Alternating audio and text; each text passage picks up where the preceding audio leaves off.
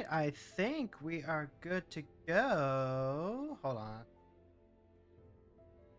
Let's see. We just having a little bit of trouble on the YouTubes. Come on, YouTube. Come on, YouTube. Brony Man coming in with the glow sticks. Captain America voice. Here are girls. Assemble. CMC 3, more like CMC Wee. We're having some fun today. Oh boy, YouTube is struggling. Okay, it says it's live on YouTube. I even see a live viewer. Yep, I think we are all good to go. Yeah, okay. Alright, so I'm going to trust that YouTube is not going to break. I believe my connection is good enough. I believe that we are smart enough. I believe that I can fly. Well, I guess, flying isn't really like the point here. The point is that we're going to deal 3 to the face. With Phlage, Titan of Fire's Fury. All that and more today on Hero Girls. Hey there, heroes! My name is Hero Girl. I'm your friendly local neighborhood hero tuber, and I'm here to let you know that if I can do it, so can you. And today, we're going to be brewing with Phlage, Titan of Fire's Fury. It's the new Titan. Like, you've seen Croxa, you've seen Uro. Now we have Phlage. And his effect is just straight up Lightning Helix. Lightning Helix them. Lightning Helix their creatures. Lightning Helix your Planeswalker. Lightning Helix my own Planeswalker. Lightning Helix itself. Why not? Sky's the limit. And then it's also got 4 mana plus exile 5 other cards to escape from your graveyard. Now, I've had a couple of different iterations that I've been messing around with the whole past week. My first thought was, okay, what if we make this a blink deck? I mean, obviously, there's a little bit of non-synergy there, because Phlage is, he doesn't stick around if he hasn't escaped. He's got to escape, and then he sticks around. But, like, you know, you could evoke trigger on the stack, blink him, and, like, get an extra 3 damage out of that. That seems nice, right? But it didn't quite gel the way that I wanted it to. Like, we kind of had something there, but it was missing a lot. Second thought was, what if we mix it with the Death and Taxes deck that we made a while back? We made red-white Death and Taxes with a lot of Punisher effects, and I can firmly say that having a Hushbringer out that turns off the evoke effects leaves you with a 6/6 beater. I confirm that. The problem is I found that out when I was playing against another Phlage deck, and I was like, okay, I'm gonna go ahead, drop this Hushbringer, I'm going to drop my Phlage, and then they're going to kill my Hushbringer, and that's okay, because then we'll both have dueling Phlages. We'll see what goes on from there. But then they bolted my Hushbringer, so I could not play my Phlage. But they had a Phlage. And that was really, really good, so I think I might be onto something there. The third idea that I had was to clone my Klothys red deck, which is just pretty much nothing but spells. And it's just hard red control with Klothys as the win condition. And that deck fucking sucked. I still think you can build red Phlage, but you have to build it more as like a traditional red deck wins style stuff and less of a control deck. But that's not what we're checking out today. Today, what we're going to do is we're going to go ahead and take that second deck idea, the Death and Staxes, and we're going to combine that with some of the tech that I got from the first one. So, right now I'm still kind of in the middle of making some cuts. I still have like 12 cards I need to cut. These are all the creatures. These are the non-creatures down here. Some of the non-creatures that we're going to be looking at are going to be things like Sworn to the Legion, which is a card I have been trying to find a home for a while. When it comes into play, all of your non-token creatures perpetually gain double team, which means they conjure a duplicate into your hand, and then both of them lose double team. So here's the idea: we play Sworn to the Legion, we cast Phlage. Phlage gets double team. Phlage attacks. Phlage creates a copy that goes into your hand. You cast the duplicate. It also gets double team. And so we just get constant lightning helix, lightning helix, lightning helix. Phlage escapes, eating all the other Phlages, and also gets double team again. Because, like, you know, it doesn't matter if you escape it or whether you're casting it from the command zone. Sworn to Legion also helps with a lot of the other creatures too. It's going to create redundancies for any and all of our tax effects, and anything that stacks like Bryn Wingmare. Those are pretty good to clone up.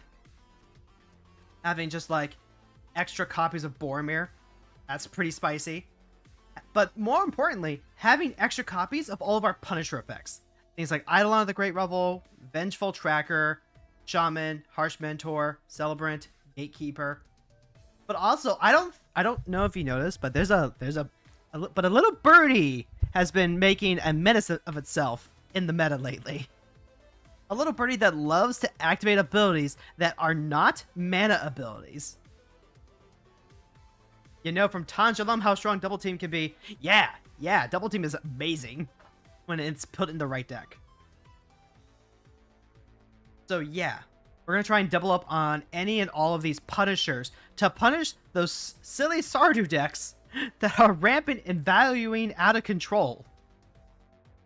Notably, we also have Vengeful Tracker here, who deals 2 damage whenever an opponent sacrifices an artifact.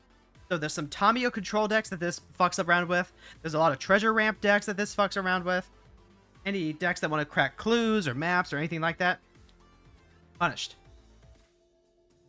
And then because we are going to be generating a ton of treasures on our own, for example, we have Magna the Hordemaster. Phlage is going to commit a crime every time he's out, so that's just free treasure. And then eventually we can cash those treasures in to make Scorpion Dragons. In terms of other treasure makers, we are going to go ahead and include... We've got the Land Tax. We've got... Or, not Land Tax. Smothering Tithe. Smothering Tithe also makes treasures. And then we've also got this guy over here. Where did he go? Discerning Financier, who makes a treasure each turn if they have more lands than we do. So it's kind of a way for us to keep up with the ramp decks. And then not just Magda, but we'll also have Professional Facebreaker cashing in those treasures to help us like keep up on card advantage. Now, if for whatever reason the card advantage does not go through, the idea is that we run effects like High Noon and Phyrexian Censor to just slow things down. Let's see. We do have Deafening Silence. I took out Rule of Law because I still need to freaking cut 12 things. By the way, if you're watching the VOD for this and you just want to hurry up and get to the games, by all means, go ahead and skip ahead.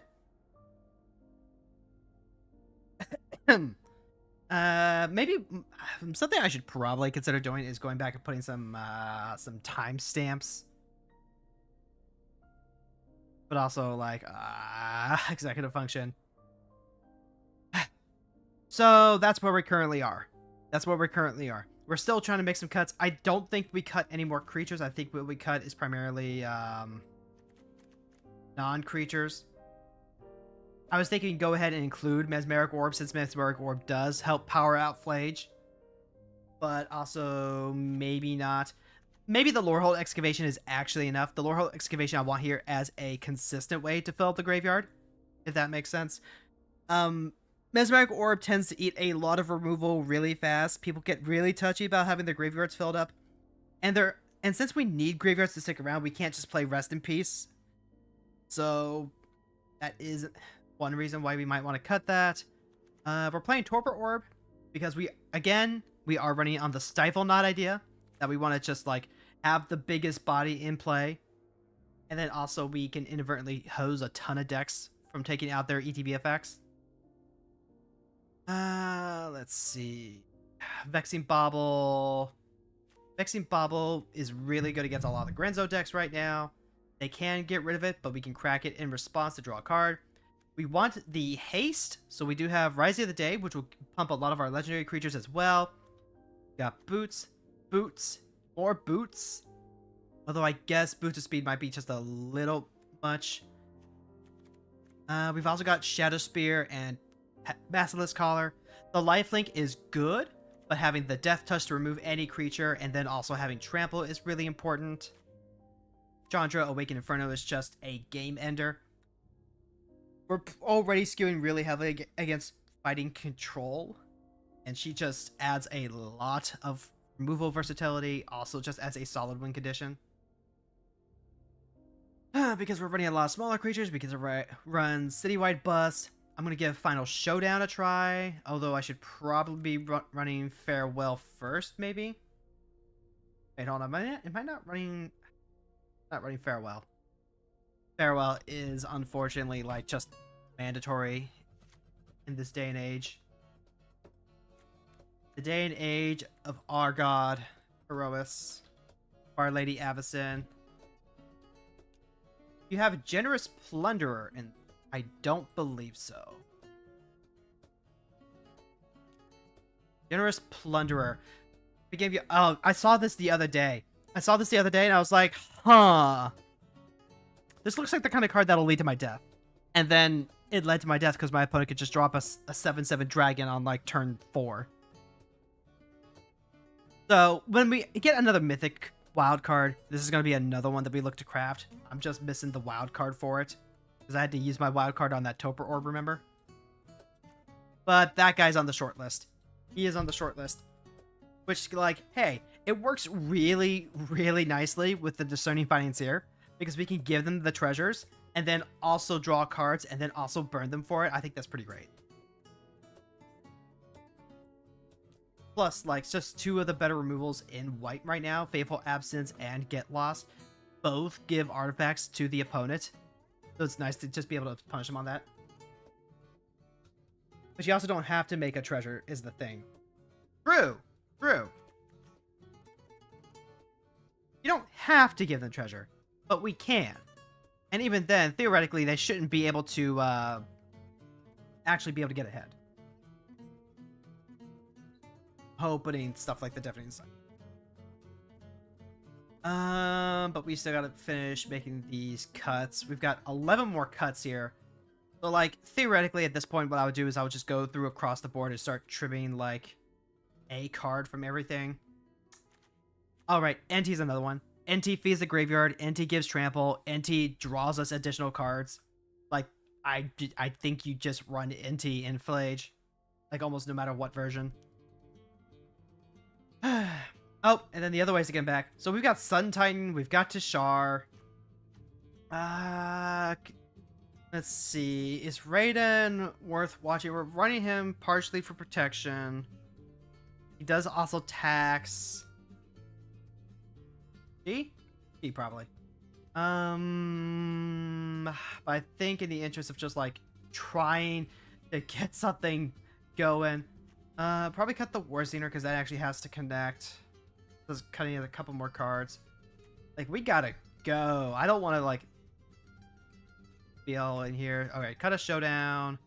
Lead the Vortex and the Curse of the Shaken Faith, I think. Curse of the Shaken Faith is also just like, maybe it's fine to cut that. We have creatures that we want to run, but then there's also, like, just blue decks that want to start playing multiple cards a turn, and this just, like, domes them. Palantir does mill us. We mill X. That's honestly just probably better than the Mesmeric Orbit at doing Phlage. Guess we'll cut the Excavation for now since we do have Orb. We've got Reclamation here, which is new in Arena. This is pretty fucking sweet. We've also got Return Triumphant, Recommission, Call of Surprise Witness, and Helping Hand. So we have 5 different spells that bring back creatures mana value 3 or less, which includes a ton, like pretty much nearly all of our stacks cards. The only ones that don't now are Tishar and Sun Titan. That's pretty great. And I do want to try and get Rating back in, because I think I like the protection racket. Flowering of the White Tree helps our legendary creatures, makes them bigger, but maybe that's not what we want just yet. Invasion of Kabagon is gonna be weird. because we are going to end up trying to cast the Light Shield Ray. The Light Shield Ray is probably one of our stronger win conditions. Because we can't run Cathars Crusade. I'm not running Virtue of the White Virtue. So I want to hold on to Invasion. And hopefully we can time the casting right that we don't accidentally like mess ourselves up. We still gotta cut a few more things though. Keep the Brotherhood end so that way we can like burst down artifacts, and also so that way we can like sweep if we need to on the cheap. Farewell, because it just does everything. Blah blah blah blah blah. Defense grid to help fight the control decks again. Curse of Silence, because being able to turn these ramp decks off of their commander for like an extra turn or so is very important. Let's see. Bolt just hits everything. I like running Bolt. I think 1, 2, 3, 4, 5, 6, 7, 8, 9, 10, 11. That's actually pretty lean as far as removal goes for me. Like, that is incredibly lean. I don't want to cut more red Punisher effects, but I think I have to. Because we're going to be focusing on telling them no. How do you feel about Altar of Dementia in this sort of deck? Altar of Dementia is an interesting choice. I was kind of thinking about Goblin Bombardment for something similar. Like having a sack outlet so that way if they try to exile Phlage, you just sack them, send them back to the graveyard, and then start doing it all over again. Altar does also fill your graveyard, but I feel like you want better enablers if it's going to come to that. At least with Goblin Bombardment, you turn it into removal. And you can also use...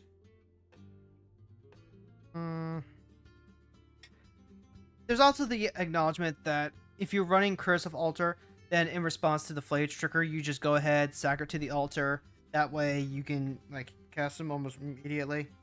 Sorry, 1 second.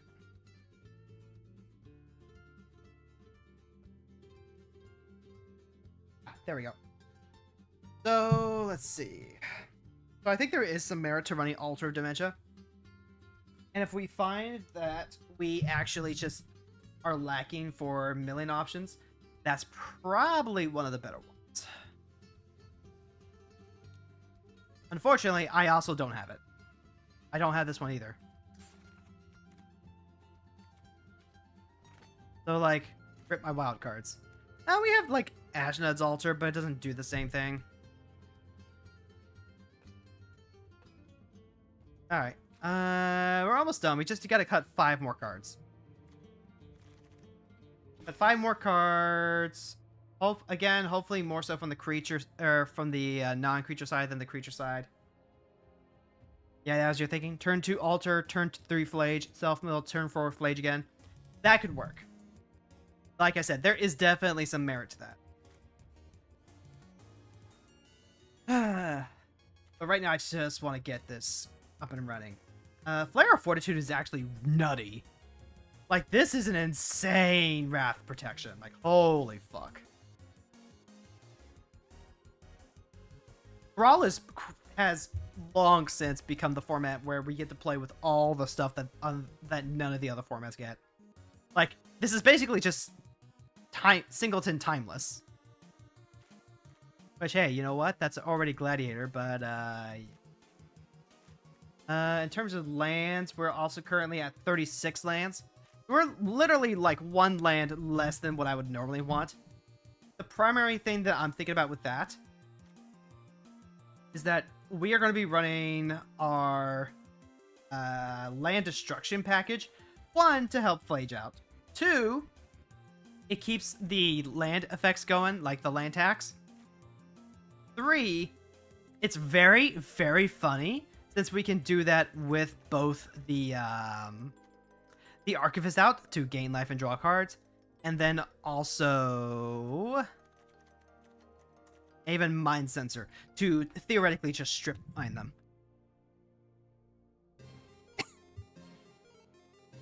That's the hope anyway. One of the things that I'm watching out for is that this many colorless lands might actually be really bad for trying to get Phlage out. But that's, again, hopefully where making all these treasures helps out a lot. Having all these reanimation effects helps out a lot. Wait, why? I don't need to run Blast Zone. Singleton timeless with old companion rules, except every legendary creature is loot tree. No! No, you stop that. Stop that, chat. We gotta cut 5 more cards. We have 1, 2, 3, 4, 5, 6 categories. I don't want to cut any more from here, so I'm just gonna have to force myself to cut like 1 of each of these. Alright, so if we're gonna look at the protection racket, probably cut the Selfless Spirit. Look at the recursion. I really want to hold on to Sworn. Magnet is going to make a lot of treasures for us. This might, weirdly enough, this is a weird thing for me to say. I think this might be the one red deck where I don't run Ragavan. But Ragavan is, like, insanely good. Like, it's a monkey. It's a monkey, and we can reanimate him. If things get stuck in the mud, it's less good. I'm gonna... I don't want to cut monkey. But if I don't want to cut monkey, I have to cut something else. So... Does this have like a beat on how much historic we have in here? Historic. Artifacts, legendaries, and sagas. Well, we have several. 1, 2, 3, 4. We have all these artifacts too. Tashara is gonna be like really strong reanimation wise. We don't cut the Palantir. Hoi hoi! Hello, Francois! Thank you for joining us today. Like, almost all of these are necessary, so let's put a pin on this. Come over here to the Punisher segment. Eidolon might be the card we cut in terms of, like, cards that punish. Theoretically, anyway. Militia Shaman, Harsh Mentor, Celebrant, Gatekeeper. I don't want to cut any of the Punisher effects too. Like, we're gonna be getting so much life off of Phlage that these all become like one-sided. But I guess I have to cut the Eidolon because the Eidolon just hurts us too much. The Gatekeeper at least has the flexibility to like hit lands. So goodbye, Eidi. Goodbye, Eidolon. Revi. Bye, Revlon, Eidolon. Alright, let's go ahead and take a look at our stacks list. We want to keep the Smothering Tithe because treasure. Wingmare. Thalia. Got Censor here. It might be the Censor. I feel like there's still enough Phyrexians that it's... Peacekeeper is still really good. Peacekeeper shuts down the Planeswalkers pretty nicely. A lot of people are running the Transform Planeswalkers right now because they are very nice. Peacekeeper can also make Nardu more expensive, only for Nardu, usually. Let's see. Atomic is actually really important because there's so much gosh dang the land recursion right now. But then we also have Thalia, Honor Guard, Strict Proctor. Strict Proctor is just Torpor Orb number 5. Graveyard Hate, Hushbringer. It's High Noon. I like the flexibility of this. I like that it's a Deafening Clarion early. It works on creature spells. And then we can also just pay the 5 to shoot something, including their face. So, like, if we have this, they're kind of already at 20. You can't go wrong with Captain Eberhardt. Archivist is here for reasons. Vexing Bobble, also really good. It might be worth cutting the land tax, but being able to consistently hit those lands is really nice to have. I'll cut the land tax because I want to see how good our treasures are. And because I just need something to cut. We're just 2 cards away from actually getting to play. Thinking about cutting Ragavan. What else am I thinking about cutting? Cut Invasion. Magda gives us treasures, turns those treasures into dragons. Really want to give her a try. Don't think I can cut any more removal. Can't cut any more of this. So any cuts I make have to be... Any other cut I make has to be from this pile. What I'm getting. And maybe that's Phyrexian Censor. Alright. It's not pretty. And I want my monkey back. I want my monkey back. My monkey makes treasure. Give me my monkey back. Alright, what are we cutting for, what are we getting rid of for the monkey?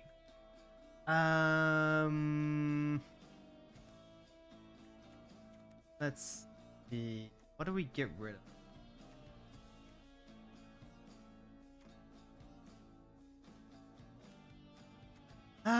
We could try it without defense grid.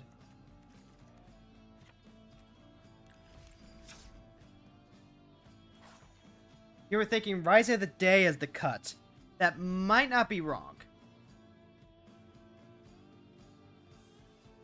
But it's going to be more important to try this out. And we can always put it on the short list. Alright, so here's that deck. I'm going to delete the other copies real quick. I think that was the only other one. I literally went and copied the Death and Taxes version, put it into Moxfield, and then just started picking out the cards that I wanted in the other decks, put them into the deck list, copied that from Moxfield, imported it back into Arena, and just started editing there. Alright, so hopefully this works out. And in case you're wondering about the name, SMUC, that stands for Super Mega Ultra Chicken. I'm making a Yu-Gi-Oh! Bridge reference here. My original idea with the Blink deck was also to include a lot of the stuff to... but basically to find a lot of ways to give Phlage perpetual bonuses. So like perpetual flying off of Lulu, perpetual haste off of Kobold Warcaller, and just like build your own Winged Dragon of Ra. Alright, so this already works out if we can rip another land off the top. So I'm going to go ahead and hold on to this. You can turn 1 Marsh Flats into a dual land.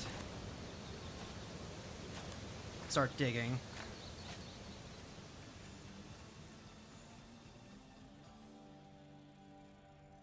They are playing Ulek, Fused Atrocity, who has the pay 2 colorless to copy all spells you control, then copy all of other activated and triggered abilities you control.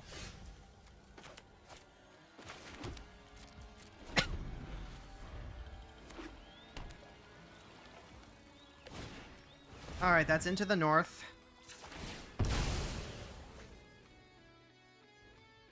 Grab our Parlor. That's another land. That's exactly what I want. So now we cast Hushbringer. Now we cast. Then we can cast Phlage. Potentially Wingmare even. I might consider dropping Curse of Silence, because they can just go Phlage next turn. Oh, damn. Well, that's 5. Let's see then. How do we want to do this? They've got the 5 already. So we can't rip and get rid of that Power Stone at the same time. That's like the biggest downside to running these demolition fields. see, this is a 2/5. We gotta get rid of that Power Stone. Would have liked to have been able to cast the Wingmare next turn. We always attack with the Harshbringer no matter what. Always play our Demolition Field. I can play the Curse of Silence. Ether Wooded Foothills to make Lance more punishing with the Cemetery Reaper. Let's see. This is only 5 mana across the... If I cast the Rip, what am I doing? This 2/5? I can cast Curse of Silence. They cast this.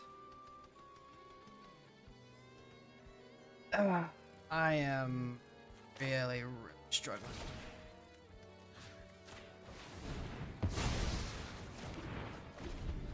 We can also, like, Cemetery Reaper, Demolition Field. Yep. Alright, so... They can't use the copy ability, so that's good. Let's go ahead and drop Phlage.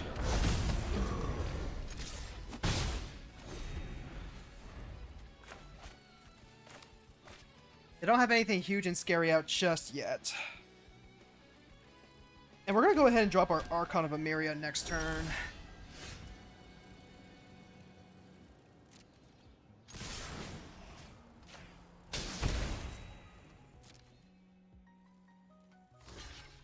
Alright.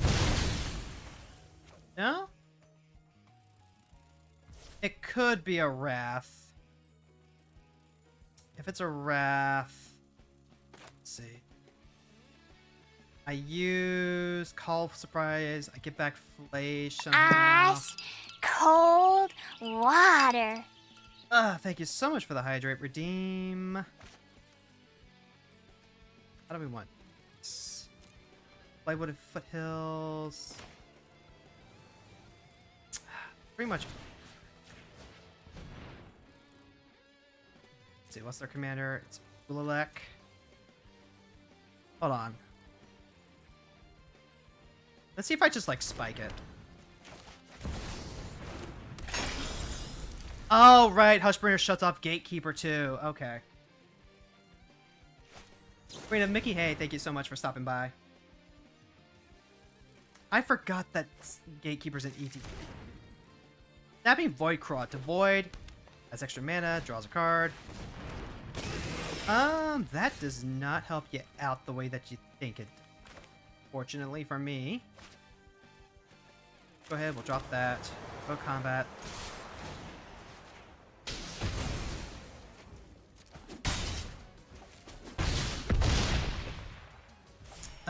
We can go ahead, crack this. Let's grab a Shockland, because we do not want to be stuck on any color whatsoever. We can also Command Tower, get rid of that. We'll be able to search for a land that lets us play a 2-drop. Now, let's just go ahead and Archon.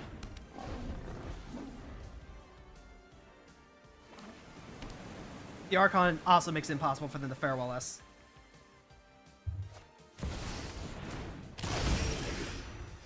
Okay, dokie. Now we're in business. Do we have anything fun in the graveyard? We do not. I think we just go ahead and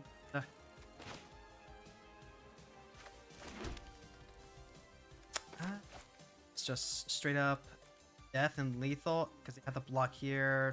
5. That's splits you. Oh, I am 1 short. Short. Unless yours I control have a let.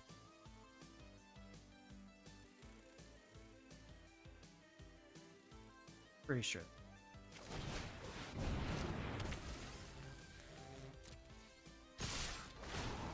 Alright, so they have to block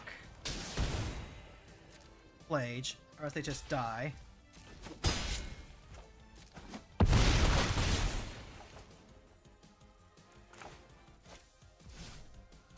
End the turn. Pass. How are we doing? How are we doing, chat? I think we're doing pretty good. That's a good showing. That's exactly what we want to be doing. A+, A+, A+. Alright, alright, alright. Alright. First win of the day. Do. I definitely would have liked to have land tax there, so I want to find more room for land tax. Remembering the cemetery gatekeeper helps a lot.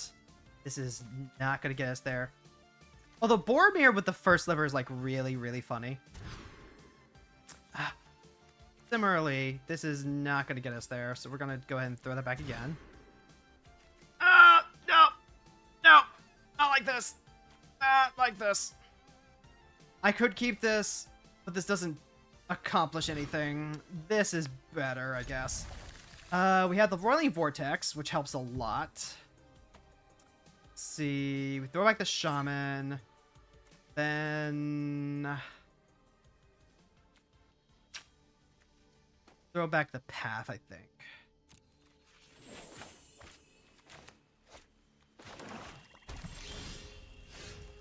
Okay, Fable Passage gets a lot better now.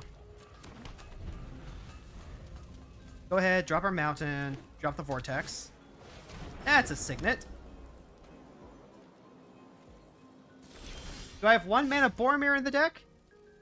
Does Boromir have a 1 mana version?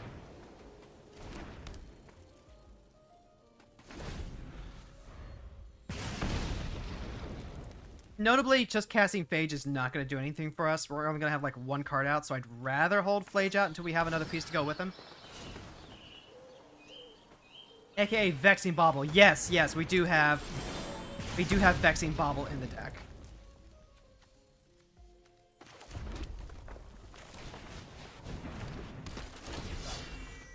Alright, so we've got a Facebreaker.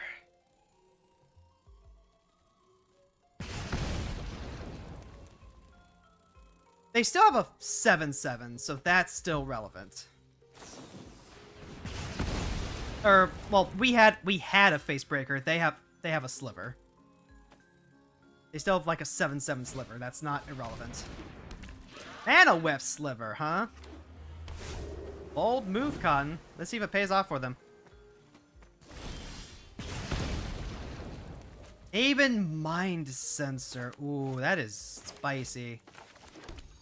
And it's got Flash.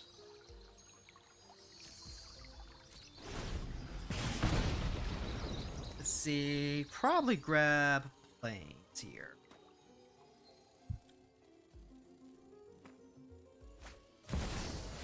Alright, so notably, all this does is burn him for it. It doesn't actually, like, stop the thing from being cast.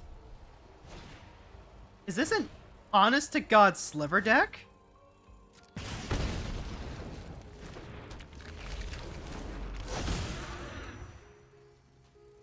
Like, amazing if true. Yep, that's Cold Steel Heart.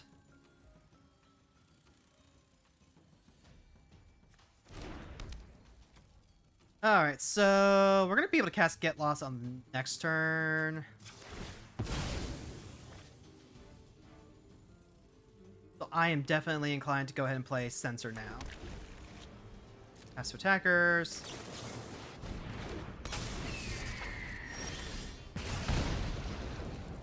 Oh, Captain Eberhard, you shouldn't.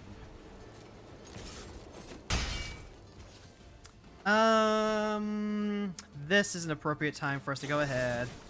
Kill the first Sliver.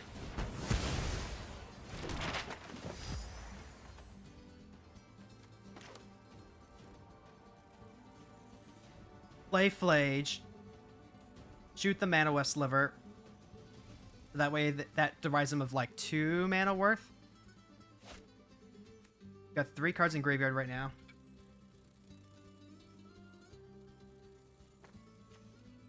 An actual Sliver. Yeah, they're actually playing Slivers. Maybe. Maybe. This could all be an elaborate ruse.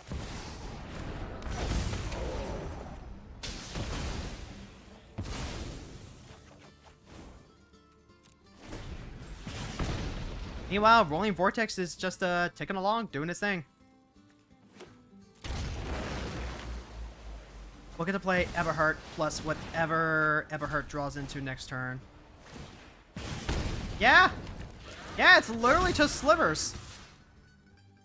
This is a first strike sliver? Okay. Orb.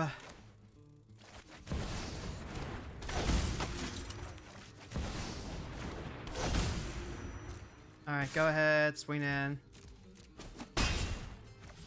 Pass the turn.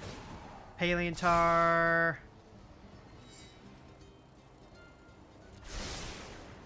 If they let me draw it, great. If they mill it, that's more cards for Phlage. Oh, see, this is spicy. This is really spicy. 5, 12, 14.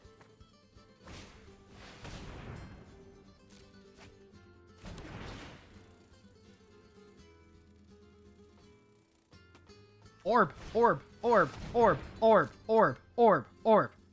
Other creatures you control the chosen type get +1/+1, so now this is like huge. This is 12, 17 damage. This destroys all creatures' toughness 4 or greater. Destroys the first sliver. Honestly, let's see. That would have to block it with the automaton. How spicy am I feeling here? Because we can... Let's see. We have 4 cards in graveyard. That's 3. We let Eberhardt go. Play Phlage. I'm down to 3. I'm down to 1. Vortex kills him.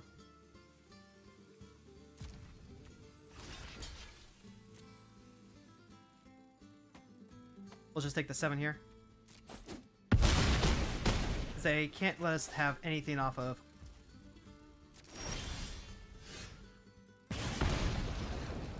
Oh, hello, Bobble. Speaking of, let's see then. So we got him at 6. We can crack the orb, but then we can't actually use Phlage just yet. Yeah. Blah, blah, blah, blah, blah, blah, blah, blah. I think no matter what, we citywide bust to get rid of the first sliver. 7, 8, 9, 10, 11. I don't want him to just like spike a sliver.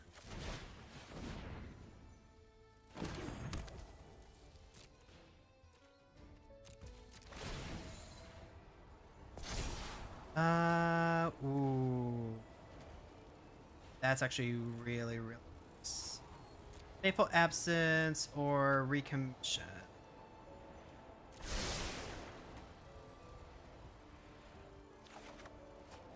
Yep. Now, notably, they also have Mutavault and Faceless Haven, but they can only activate the Vault. Yep, they're going to cycle away their land, go for a redraw. They can't cast their commander again. Notably, this is whenever the player casts a spell, deal damage. When they cast a spell, counter it.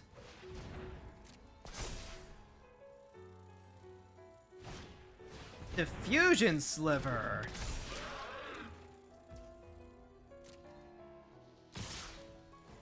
Alright, well, math is for blockers, so this is 6, 12, lethal. So I do have to block here.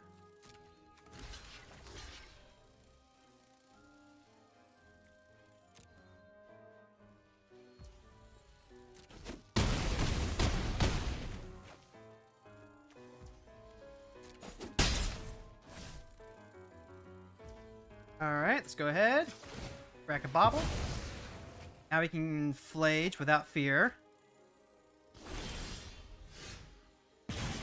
And then Path to Exile. Damn.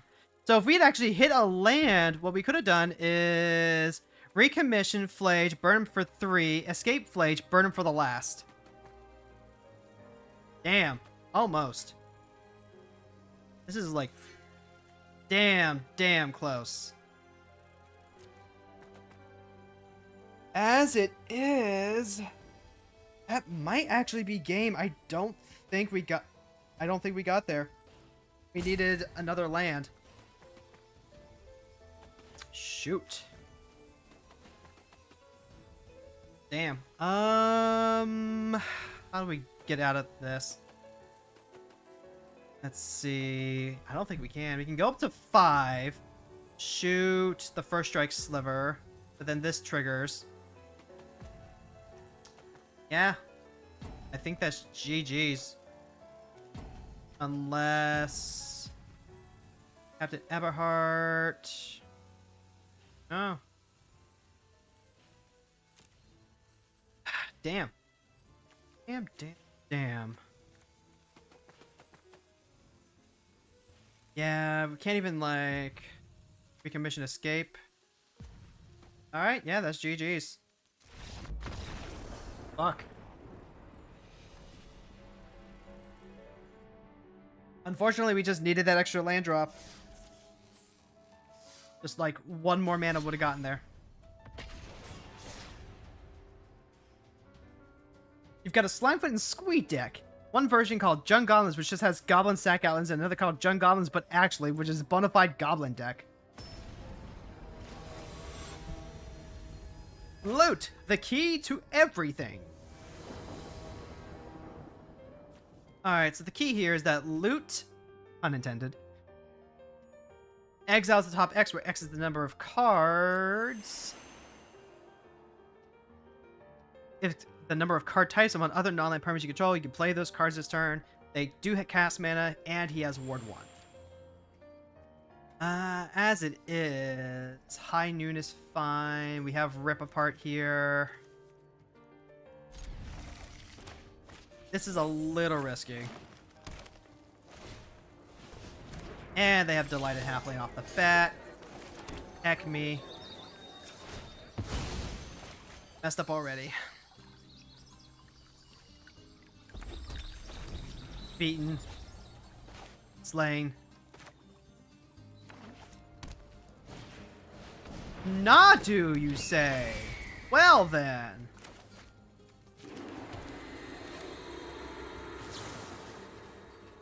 Hold on. The target of a spell or ability, huh? Well, let's see. Do we have anything else that we can try doing right now? I don't think so.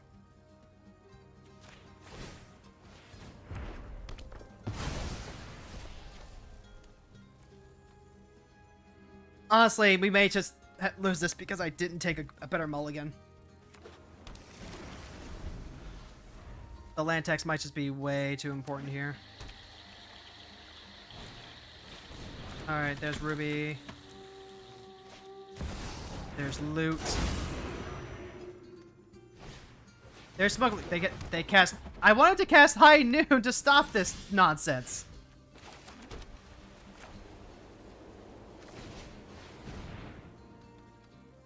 Alright, well that's something at least. Oh god damn it! I should have cast my Give Her Fruits first!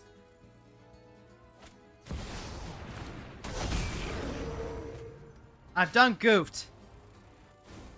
I needed to cast my Giver and then my High Noon. Alright. One of the problems with playing by rules is that you have to know what rules you're playing behind, and unfortunately High Noon is just... I didn't time that correctly. You can't play High Noon when you're behind like that. Silly hero girl. That's not how you sequence. Try that again. Like, High Noon against a draw-heavy deck is really good. But you have to be on the board before you can do that, and unfortunately, they were just gonna completely swarm us before we could do literally anything. Alright. This is much, much, much more reasonable.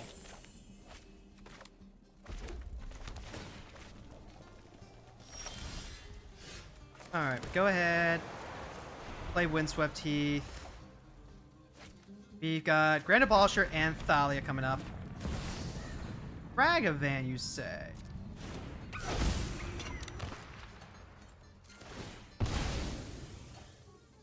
Go ahead, grab our parlor, make sure we can hit some land drops. Discerning Financier, I'll actually keep that.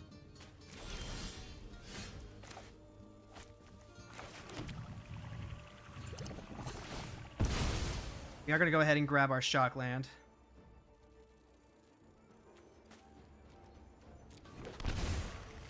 And then we can either braid now. They can sack, but then they don't do anything with that.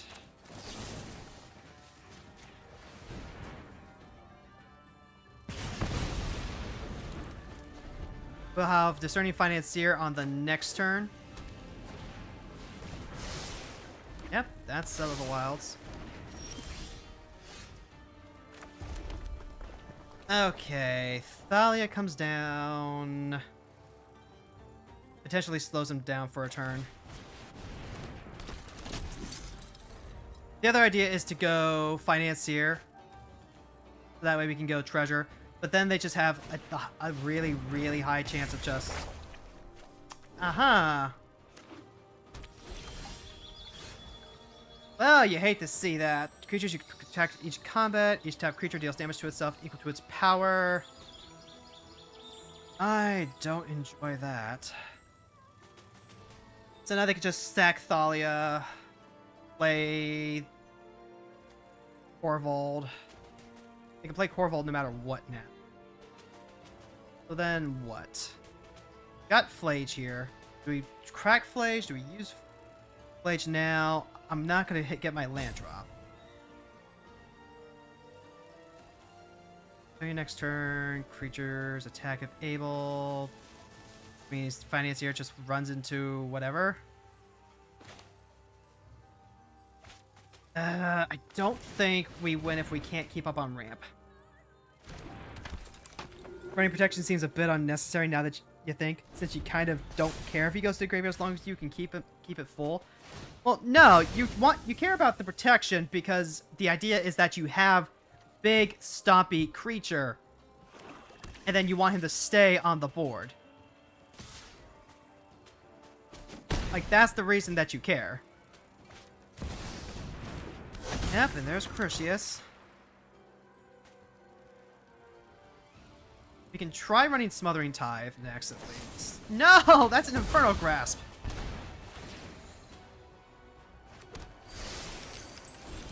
Alright, we have the Phlage here, then.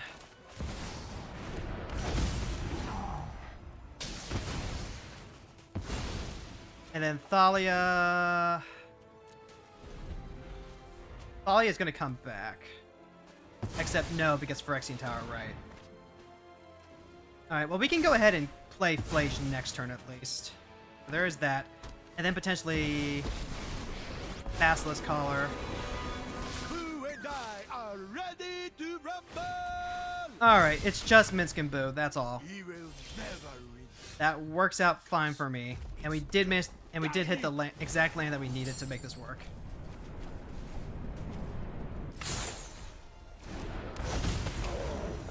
Alright, so let's go ahead and hit Minsk and Boo. So they can't just reload on cards. Minsk still stands. Yep, they make the hamster bigger. That's fine. Magic? There's Sholdrick's Edict.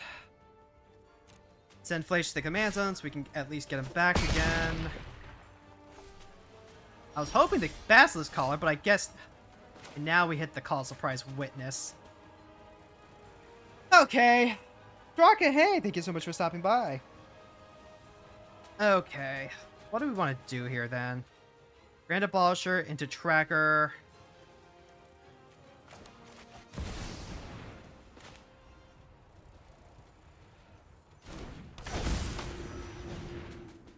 We are really, really far behind right now.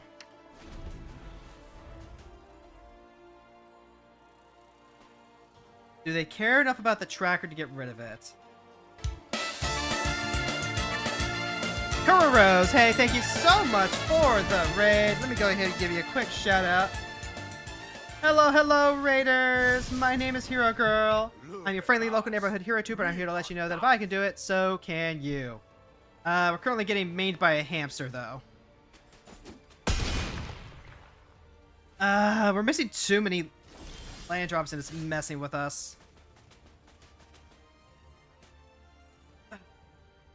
Unfortunately. We can call a surprise witness, get back the Grand Abolisher. The Vengeful Tracker, we could potentially suit up. Like, we can play Call Surprise Witness, get back the Grand Abolisher. That's 4. We would 6. Unfortunately, this just does not get us there. GG's.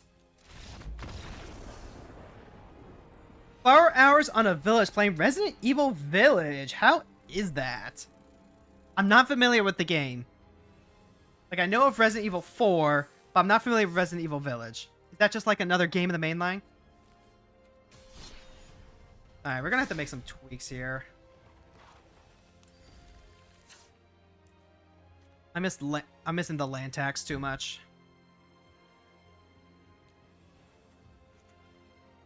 Now, theoretically, those are also games where we don't draw land tax, but... Village is 8. Ah, okay. It's RE8. Makes more sense when you see the logo. Gotcha, gotcha. Well, then why don't people just call it Resident Evil 8? That's what I...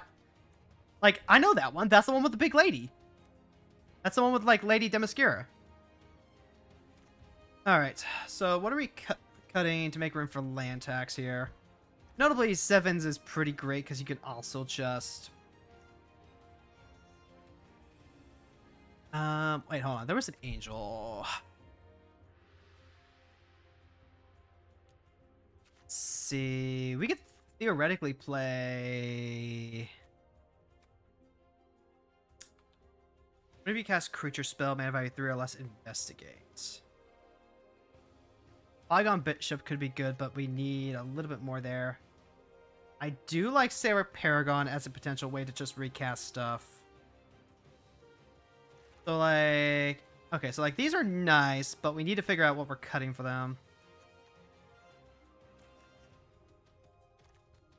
What is this? Reveal creatures. Phlage. 7 + 1 = 8 age. Okay, I get you, chat. I get you, chat. Because when you spell out village, it looks like 7 + 1 = 8. Okay, that's cute. I'd still call it Resident Evil 8, but like, still. Still, though. Anyway, crew, thank you so much for the raid. If you need to go get food, if you need to rest, by all means, go ahead. Thank you for stopping by. Right now, we're currently playing Brawl. I like to play Magic every Monday. These VODs are on the YouTube, so if you want to check anything out later, by all means, go ahead. And no, we definitely want to hold on to both Skrelv and Giver of Runes, because this giant 6/6 that Lightning Helixes every turn is our win condition.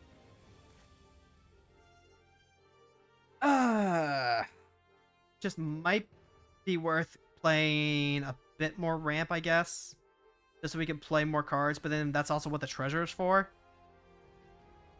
Like, ideally, we're slowing everyone else down. Discerning would have been fine. All these other ones would have been fine. Like, it's Death and Taxes. You play this stuff in Death and Taxes.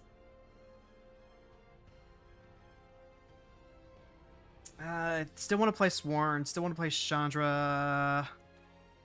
Rising gives all of our creatures haste, which makes the aggro a lot better. So maybe cutting that is the play. We cut Rising to put in land tax.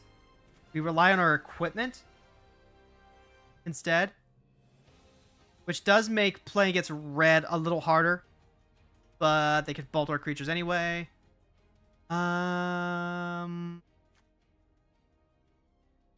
Another idea is that we just play another land. I don't think we need to do that, though. I think we just need to mulligan just a little bit better. The Bygone Bishop is probably, like, just one of the better draw engines that we could potentially have, but I don't think...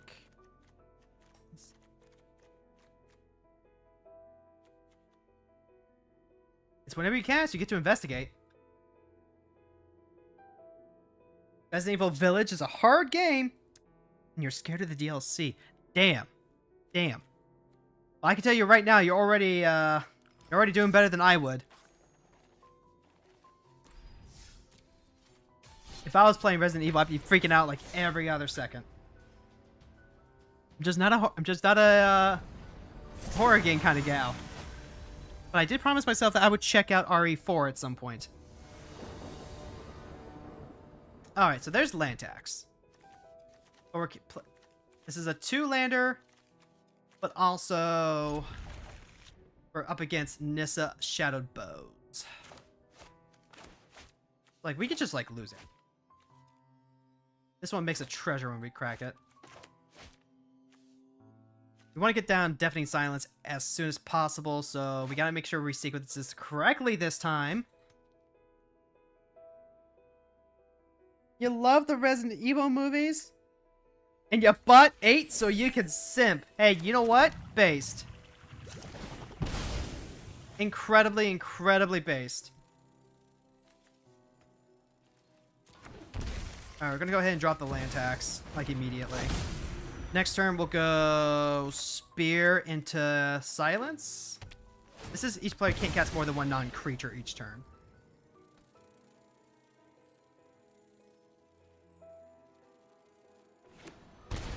Alright, we can crack the vault, and actually get the land tax online, which is pretty great. I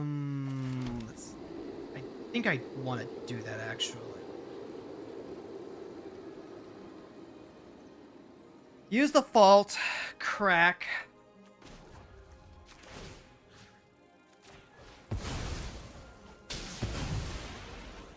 We do get a treasure.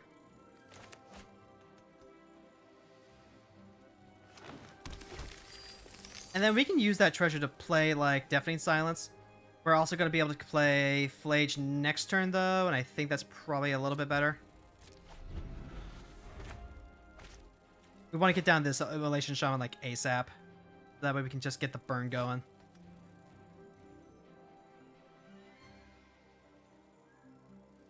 Now if they play a land, our land tax is going to be activated. Which is pretty heckin' sweet if you ask me.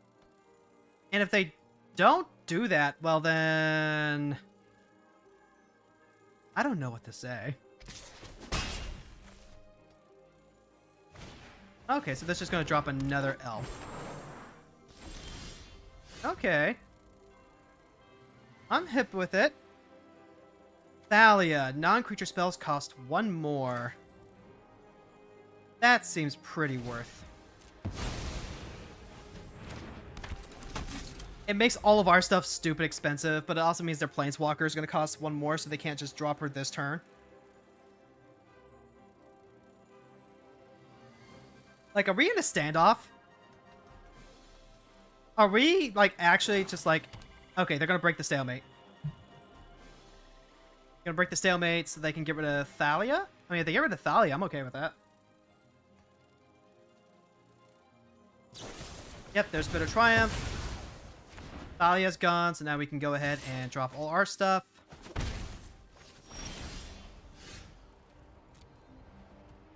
Alright, we're gonna grab red, white, white.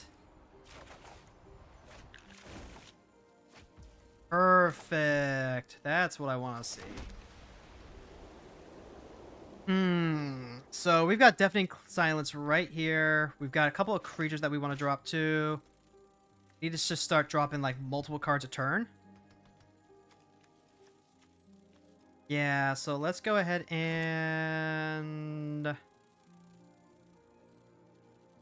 drop the collar. Drop Deafening Silence.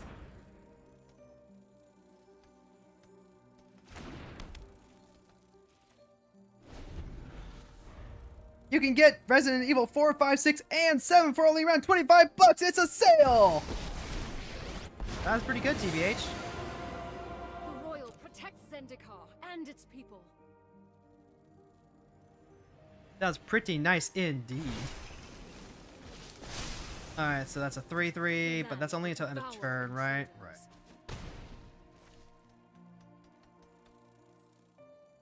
Okay. Are they stuck on lands?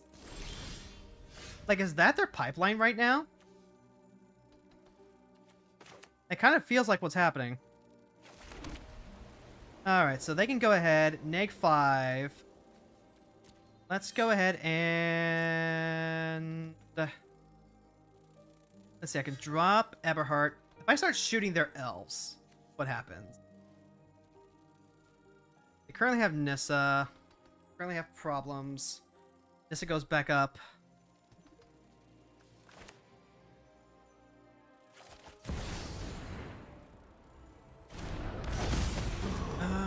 Let's see. I want them to have like a stupid good reanimation play. So let's go ahead and hit Nissa so she can't reanimate anything right off the bat. Not without some help.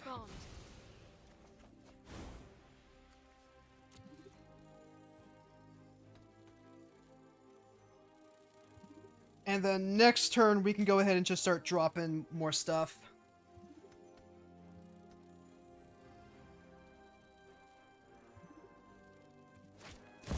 Endurance! Well, okay then.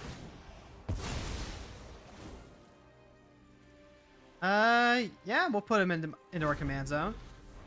Damn, okay. Endurance, unfortunately, does not work against us the way that they might have wanted it to. We are still a little behind on board, which is unfortunate. But we can go ahead, like, drop boots. Drop captain. I think we dropped captain. We also gotta be careful because the field rune actually pumps up Nissa. Alright, they're ramping.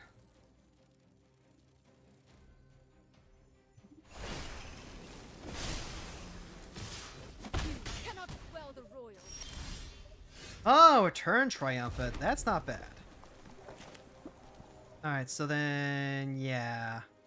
Captain Eberhard comes out. They can just, like, get endurance back with Nissa. Which is a problem, I promise. Alright, drop the boots. That way we can boots, return triumphant if we need to.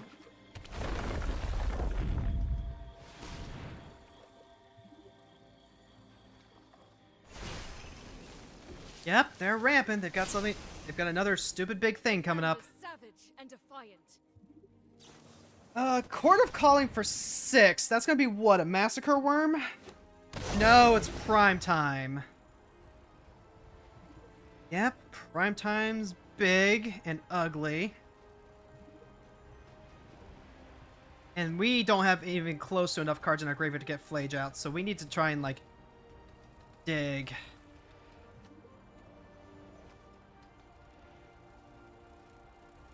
Okay, well, we at least can suit up the Basilisk Collar onto Eberhard, and also the boots.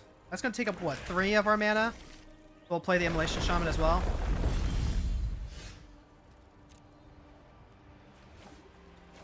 Alright, grab some more lands. We will never fail a land drop ever again. Alright, so...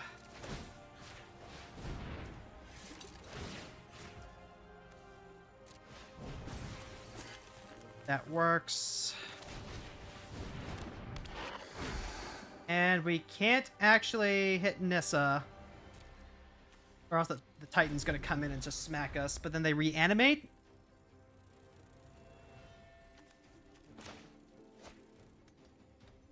It's a rough business right now. Like, I think I just start sending Phlage at their face, because mana's not gonna matter. Nissa's way too heckin' big. The Immolation Shaman at least is gonna start punishing them. Eberhard do have lifelink at least. We can play Curse of Silence, name Nissa. At that point, it's probably better just to play Shadow Spear.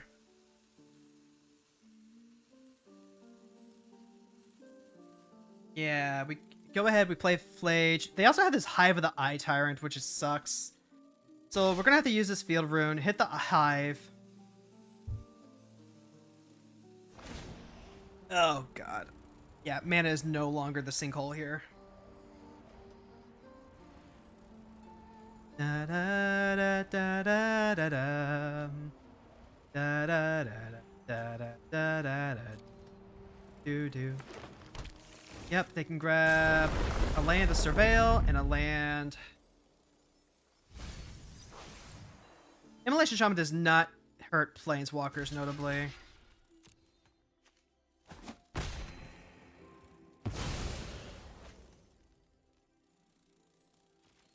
This is artifact, creature, or land. Yep. So, Primetime's back. They get to use it again. This is down to 6.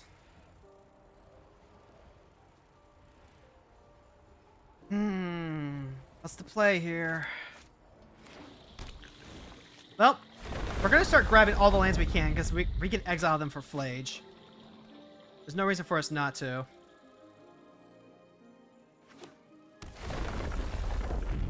The real question is just how long until they grab Massacre Worm. Alright, so they grief us. They take the Shadow Spear, probably. Although Return Triumphant's probably the more relevant effect, I guess. Return Triumphant would make a small creature bigger. Okay, yep, they do take the Return Triumphant. They don't care about the Shadow Spear. And we're just going to grab all the lands we can. Rustveil Bridge is pretty silly. Alright, let's get rid of that Hive. Because the Hive is what matters the most right now, I think.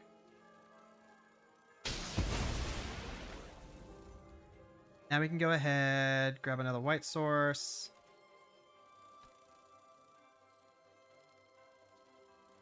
They do get to do Nissa again. Unfortunately, I don't get to control that.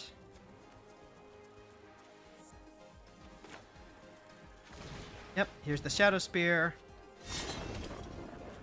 Suit the Shadow Spear up to Eberhard, maybe? I don't think that does enough.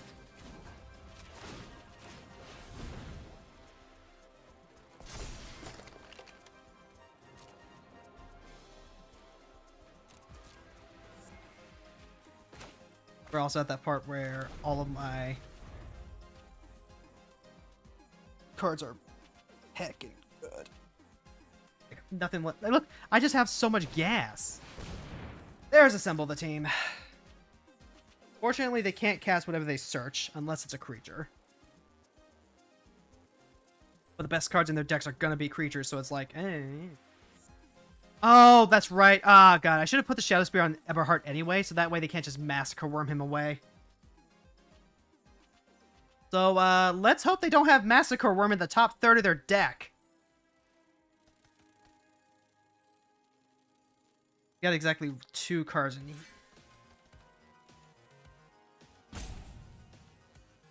And again, mana is not the bottleneck. They're just going to keep attacking with Prime Time. Going to keep bringing him back with Nissa.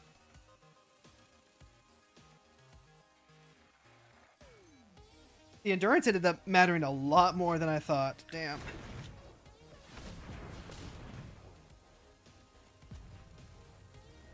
Okay, so this is going to tell us whether they grabbed a creature or not. I'm going to assume it's some sort of... It's either a Wrath or it's War.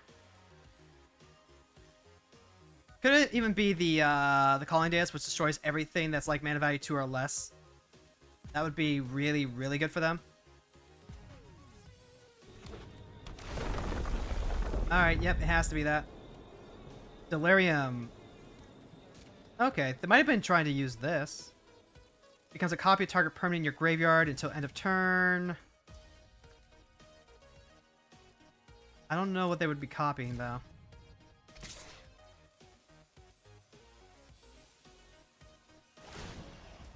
Alright. I'm gonna need a way to exile Primetime.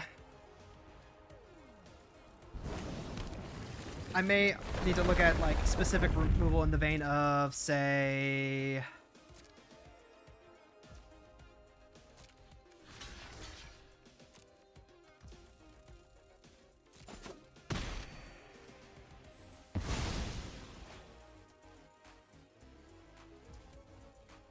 Alright, yep.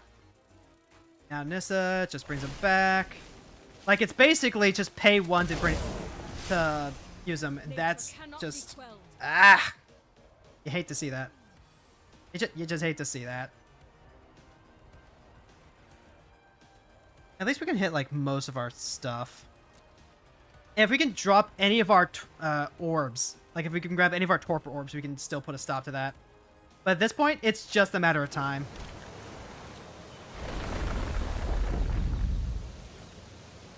Alright, we'll Shadow Spear over to Eberhard next chance we get.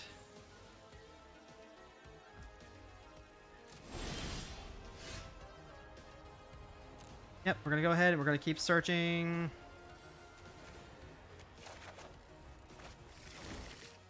Hey, if it ain't that guy. Okay, so we Phlage? Phlage. Yeah, we can Phlage. And it really doesn't matter, but I'll say Casualty of War, I guess.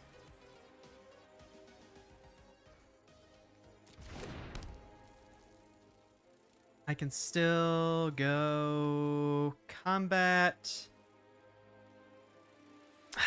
No, I can't.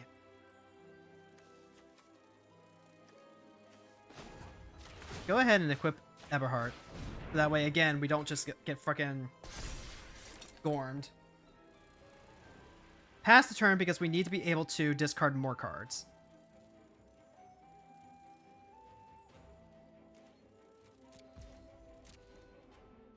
I'm probably gonna drop Bridge and a Mountain. Yep, they crack.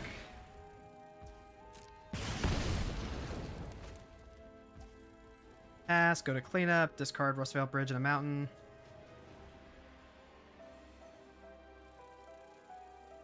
Don't do it, bro. Don't do it, bro. If they just blow Basilisk, then yeah, we just start taking an ass kicking.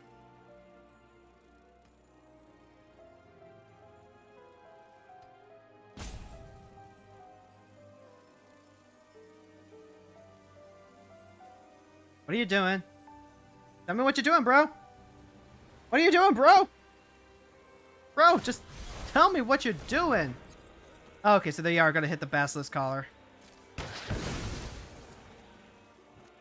Oh, no, they hit Shadow Spear? What?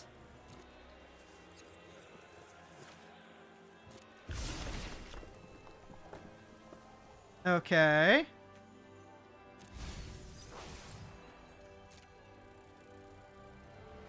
Okay, are we good? Can we do stuff now? Bro's running out of time.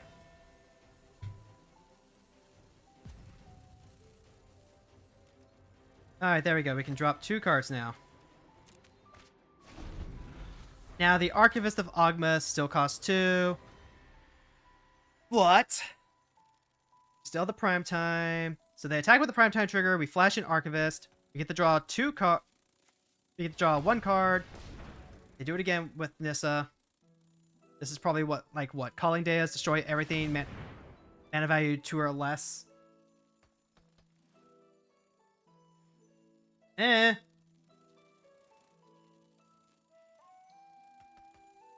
mean, we've both just kind of been top decking nothing. Enters the battlefield, search your library for a graveyard for a non-human. Alright. Mana value extra, let's put it onto the battlefield. They're doing it for 5. What gets them to win at 5? Probably any number of things. Like, think of it off the top of my head.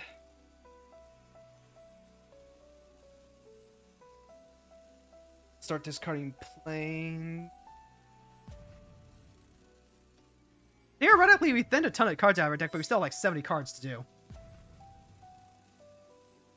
And like, they could have gone for more, but don't they have like Crater Hoof? Crater Hoof, Scoot Mob would do it.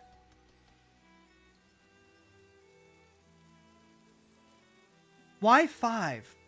Oh, God. Harvester of Misery. And invalidate each other creature gets -2, -2 to end a turn. Yeah, that would do it. Ah. Okay, so it's basically Worm. Yep, and then they get the Grief. We lose our Brother's Hood.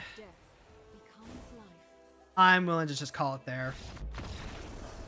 Looks like we were correct in playing the Shadow Spear. That was way, way too grindy for my taste. We just could not draw something. Yep, there's another Path to Exile. We hit our... No, we don't have a Mythic yet. Nah, no Mythics. Ideally, Phlage acts as our smaller removal. We shouldn't necessarily need to run stuff like Strangle. We need to run things that are just, like, for bigger creatures that Phlage can't burn down.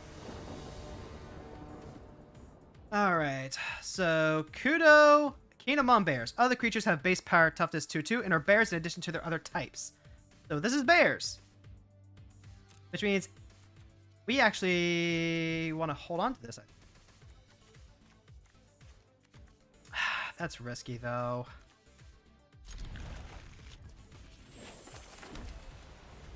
Well, let it not be said. Let it not be said that I don't like to live dangerously. Yep, that's Halfling. Damn.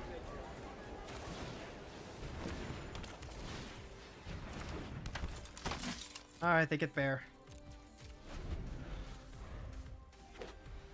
I mean, they're gonna get the bear regardless.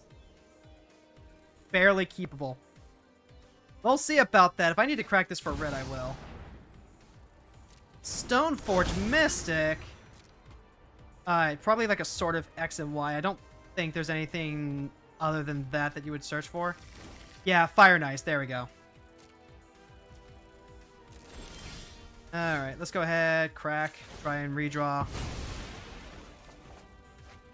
And... unfortunate. We have plenty of answers here. The problem is, again, keeping a hand that does not have red.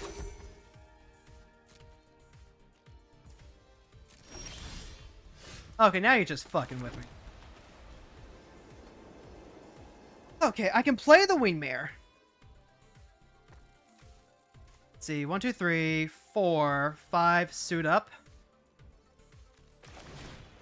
Yeah, we'll play the Wingmare so that way we can at least delay them for a turn. Oh wait, no, fuck. Right. Nah, I'm just done. Okay, we're gonna have to run some artifact fix in here. Like, just a little bit. Just like literally the bare minimum. Like, at the bare minimum, a Signet, right? And then if we run Signet, we're gonna have to cut. But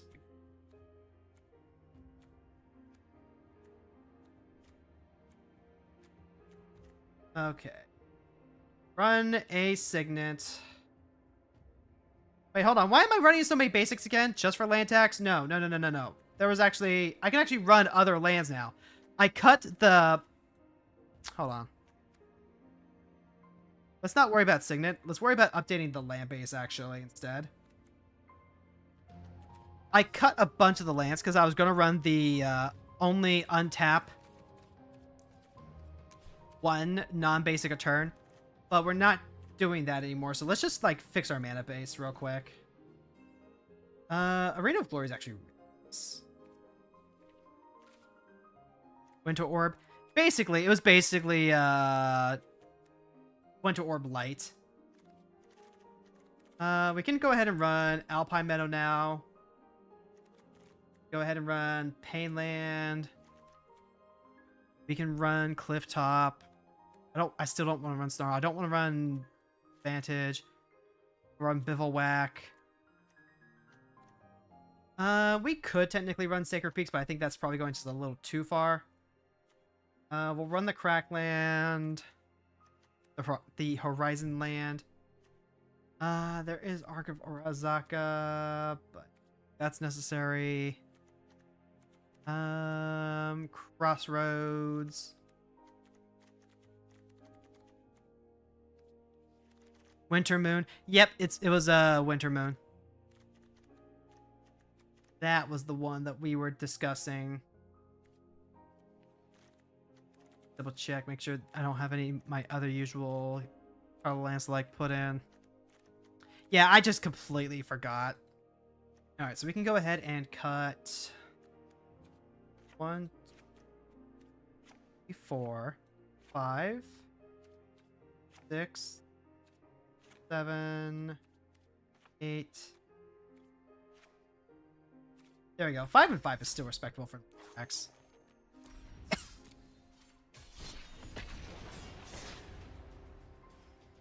I might cut the snow to put a basic back in. But this gives us 3 fetchable dual lands.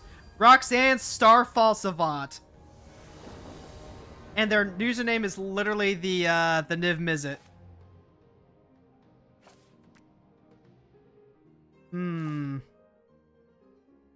Alright, so looking at our hand now, we have Rip. Invasion. I'm going to go ahead and take the free maul, though. Much better. Alright, Roxanne. Roxanne. You don't want to give up the red light. Oh, Hushbringer, perfect. Alright, so the Grazer's already down, I see. Alright, fair enough. Let's go ahead and crack this, grab a Shockland.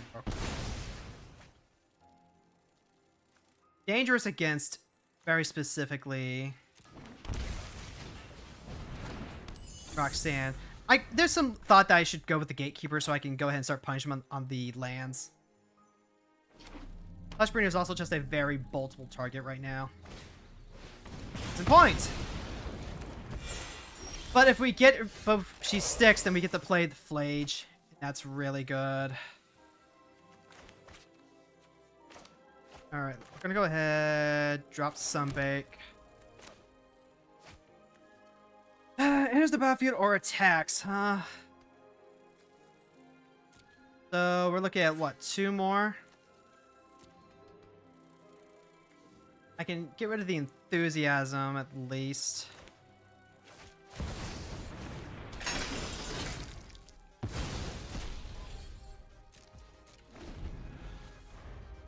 This is a pain in the butt. Alright, there's Caryatid.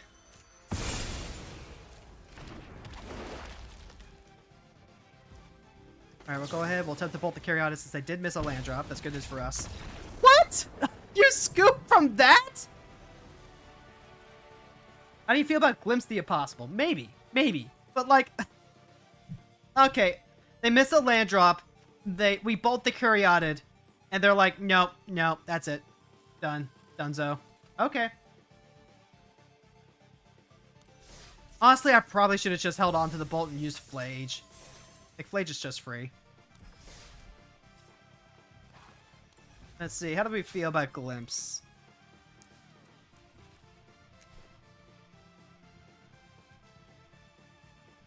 Exile the top 3 cards of your library. You may play those cards this turn. At the beginning of your next end step, if any of those cards remain exiled, put them in your graveyard, then create Eldrazi tokens. It's not a bad idea. I don't think this is quite what I want, though. Like, theoretically, it's draw, and then it turns into a bunch of little guys which help ramp you out. So you could just go, like, from 3 to 6 and fill up your graveyard. That's not bad. I don't know that draw is really the issue just yet.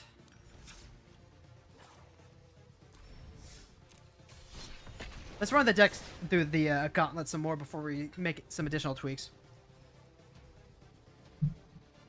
And what we may do is we'll potentially be back next week with more Phlage. Slime Foot and Squeak. It may just be that I include more removal that's like more exile based stuff, like more flame bolt effects. Hey, monkey. And the opponent goes first? So we can play turn 1 land tax, dash in Ragavan.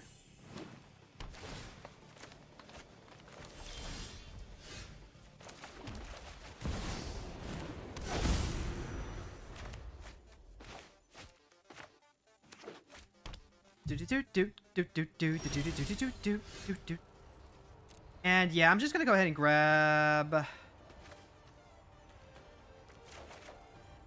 all the lands.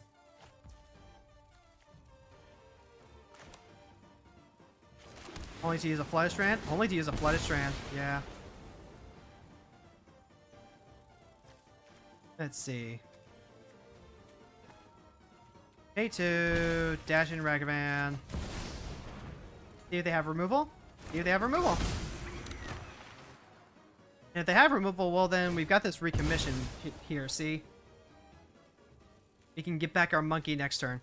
Although I'd rather be able to use it for, like, to get Phlage back. Oh, they do have removal from monkey. And we get the draw? Nice. Alright, drop. It's 2 cards. Alright, that's 3 cards in graveyard. So, Phlage can still come out to play. Life and Squeeze a problem. We're gonna have like 2 different things to worry about. No, they're going black market.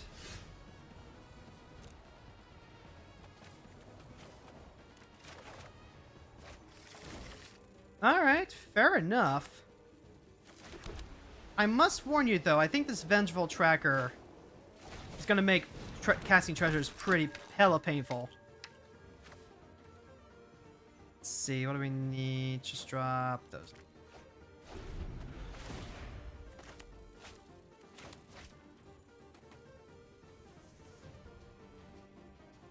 Land tax, drop all the lands. Now we can Phlage. Do other stuff with Phlage.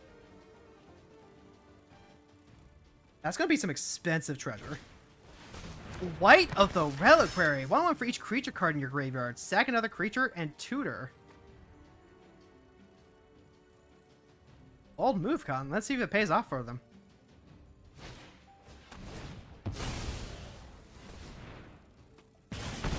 And then they have the enchantment already. Whenever a land enters the battlefield, you can pay... If you didn't, you make an insect.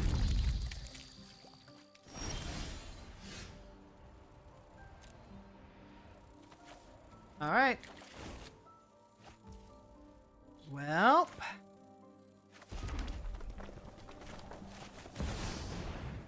Go ahead, we play Phlage. Phlage bolts the white. Now they get to keep the Nuntaku.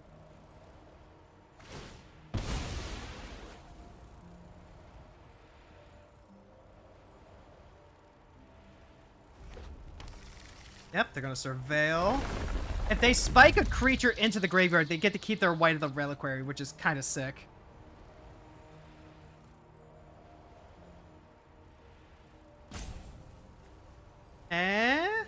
No? Okay, looks like they didn't get one.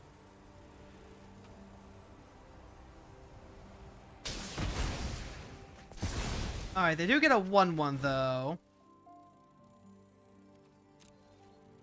Nope, no attacks. Pass the turn, discard, Crossroads.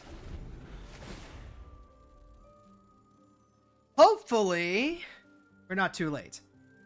Like, they can still make tokens, but they don't just get to, like, tutor whatever they want up. Create a token that's a copy of that creature. If you didn't, create a token this way. Oh, wait, they can only pay that if it's attached to a creature you control, so they just make tokens now. Okay. Alright, there's Slimefoot and Squee. But they have to die.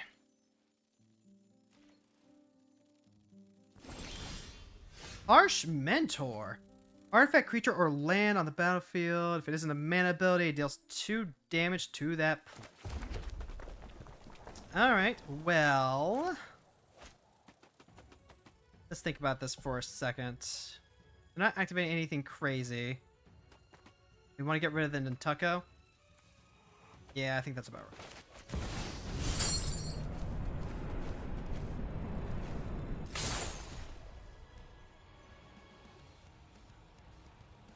Just keep them from, like, getting all... we could, like, shoot them in the face. But that black marker is going to do a ton of work. Player of Malice. Each opponent sacrifices a creature or planeswalker.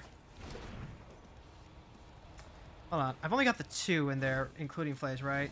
Alright, yeah.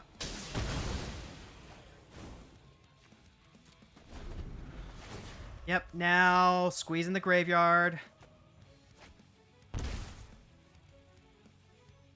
You were thinking of killing the Saproling. That probably wouldn't have been the wrong thing to do. Because now they can get back their white. And white's already going to be, like, really beefy.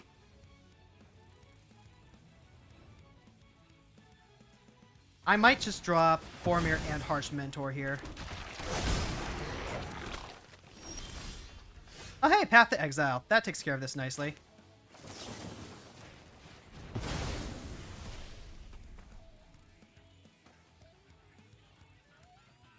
Smothering Tithe is also, like, really, really cool right now.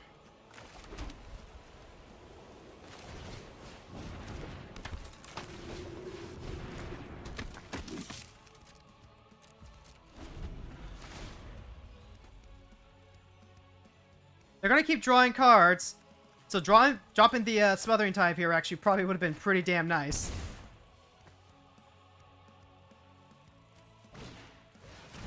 Blood Artist. That's a strong, strong recommendation. Alright. It's simple. It's simple, Batman. We bolt the Blood Artist. Verbrass Forge, too. That's like a free life every turn.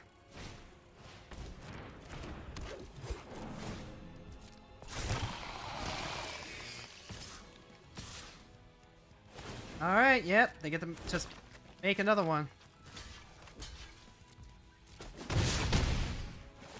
Yep. One creature dies. Blood Artist tricks them up.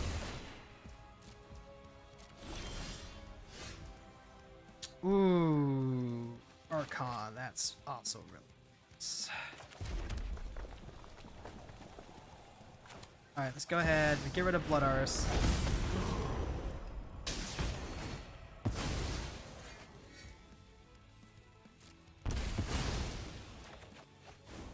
Klein. I should be dropping this so much sooner. I could just win if I drop the Smothering Tithe, but I feel like I don't have the right place to actually, like, do it.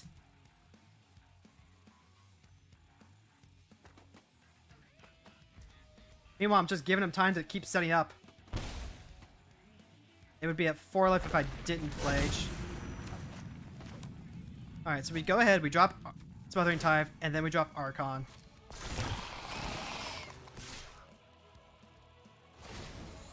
Yep. Oh, they didn't attack with the token.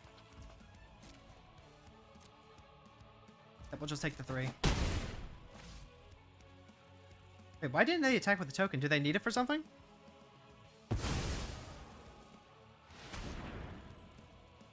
Phyrexian Tower. Okay, that's Phyrexian Tower.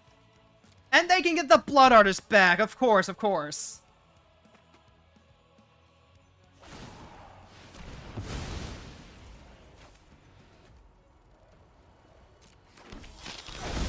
Yep, okay. Now they can get the extra trigger off the Blood Artist. Frick. Ah. They have an artifact on the battlefield. We're getting close.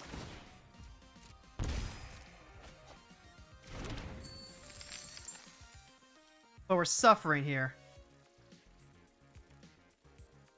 We're really, really, really far behind right now.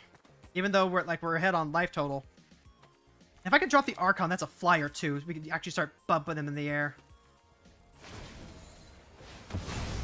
Alright, they're gonna get back their creature again, so they could just like get more tokens.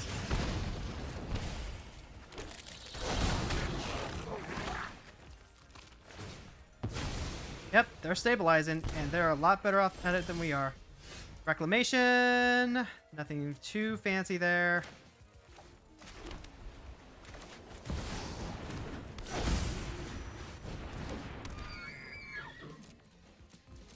We're just gonna get Blood Artist out.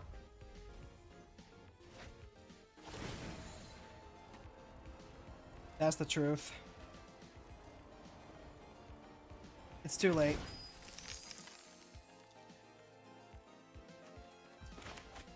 We don't have enough in our graveyard.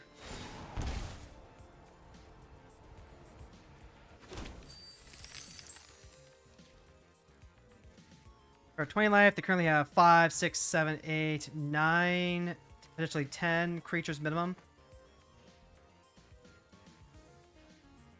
Now, at least the Archon of Emeria is going to keep them from, like, going crazy unless they have removal. If they have removal for the Archon, then we can go ahead and sacrifice Boromir and get him back with Recommission plus Savina. So there is that.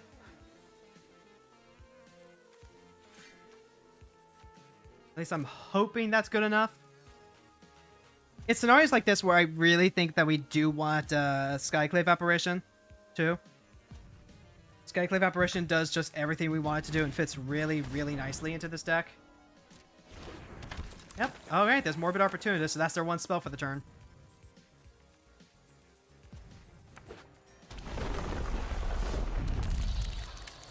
Alright, so actually, hold on. Do we have this? I think we have this, because we can shoot them for 6 right here. Yeah, I think... I mean, no. They're going to have, like, 7 here, so we need to swing in with the Archon.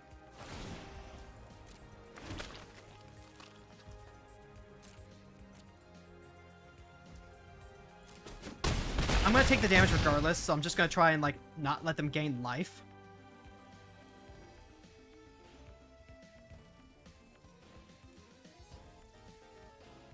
Or at least as much life as possible. Having the extra... Oh god, no. With the Archon here, I can't actually do what I want to do.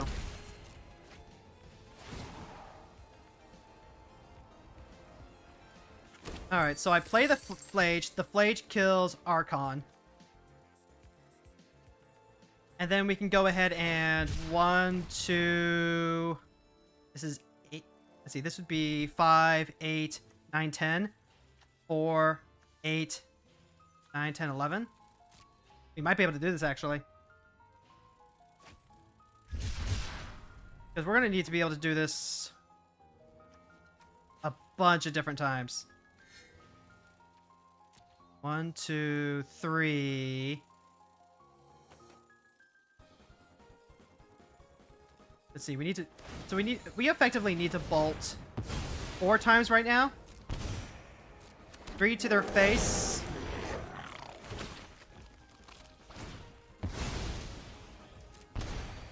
Because 9 is like the exact number. Alright. Alright, so go to combat. Attack with Archon. Alright, now when this dies, they go up to 8, right? Right.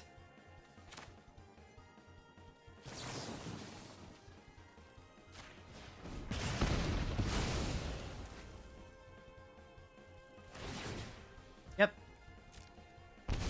Ah, but the Blood Artist is gonna, like... Alright, so we can go ahead. They're gonna go up to 9, go down to 6. We can... What? Do this... Hold on. 9... The 3 to the face puts it down to 5. They go up to 6. Do it again, puts it down to 3. They go up to 4. This just copies and brings it back for new copies. So effectively, it's just +2. Unless I can... 1, 2, 3, they're fit. Do this. And then it's still... No, it's still... This is worth like 1 point of damage. I think I do it to the blurs. That way they don't just like get it back. Go ahead, we get back Phlage.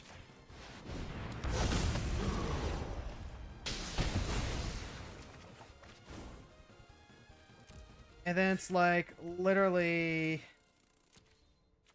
I can get him for like 3 more and then that's it.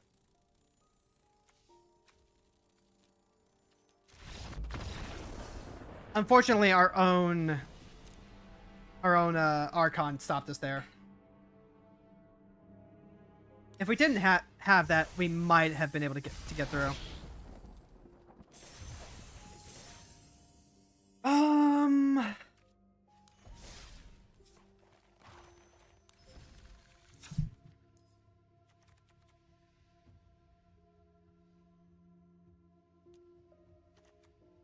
Apparition is really, really good. Sometimes it's a nombo, but it also just like it turns all of our reanimation effects into that effect too. That was my original thinking. It's also probably just like I could have Smothering Tithe a lot sooner, maybe. Stone of Eric, maybe.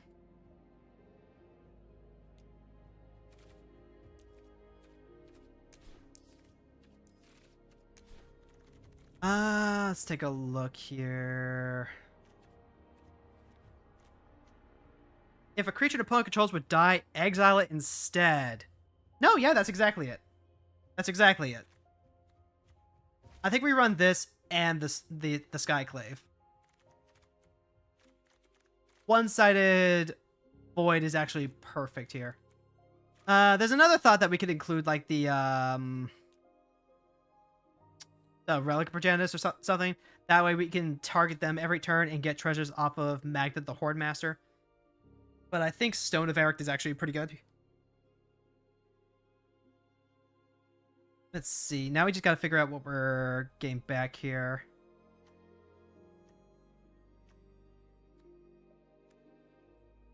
Let's see. Honestly, discard and reload wouldn't be a bad way to go about it either. Haven, Archon, Anointed Peacekeeper. If I'd also like just sent more Phlage at their face, maybe. It's hard to say. Vengeful Tracker, though. Vengeful Tracker is really, really good right now. Let's see. Harsh Mentor.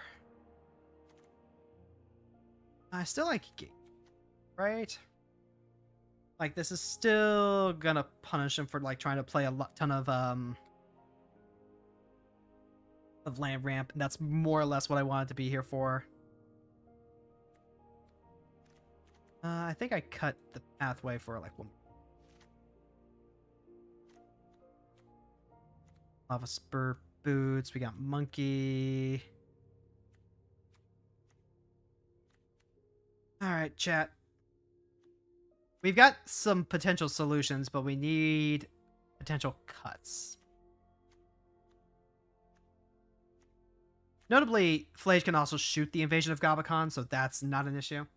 We can go turn 2 Invasion, turn 3 Phlage, shoot the Invasion, flip it over.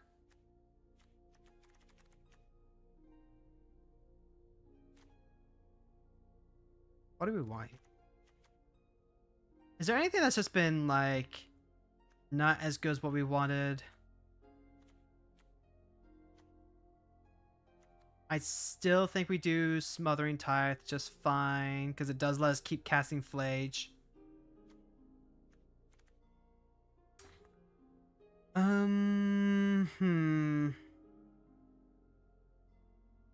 What's the cut here, chat?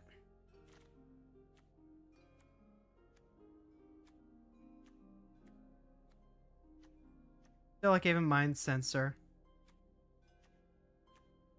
That was a situation where Archon, unfortunately, probably should have come down a turn earlier so he could get a little more aggro going.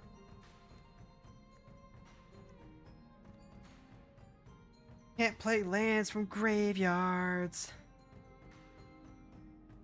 Is Tomic worth keeping? Because, like, there is a lot of land recursion stuff, but maybe that's actually not... Let's go ahead and cut Tomic. Mind Sensor. Mind Sensor might be worth cutting.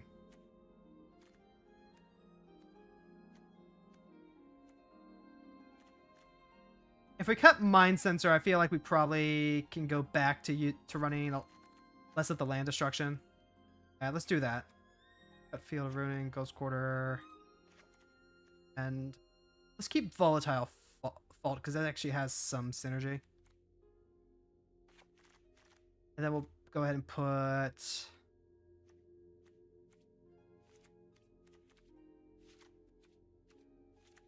some more basics into the deck to feed land tax. We'll see if that works.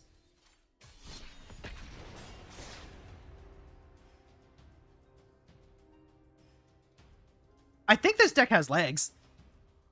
I think it also just requires a lot of, you know what you're doing type stuff.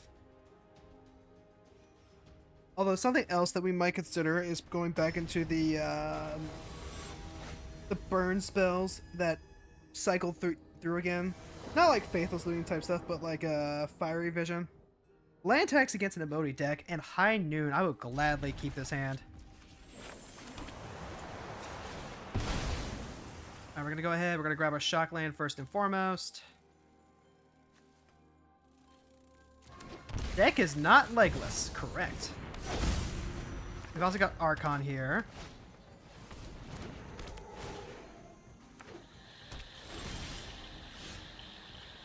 Alright, we're gonna grab Mountain, Plains. Ragavan, that's pretty great, actually. Okay, so we can Invasion here. And that would slow down whatever they want to do, because right now they're still at the play one thing a turn phase. I think that's the correct. Alright, so they've got Paradise Druid and Delighted Halfling and Cyclonic Rift. Go ahead and get rid of it. Now they can go ahead and play both of their cards. But now we have Archon.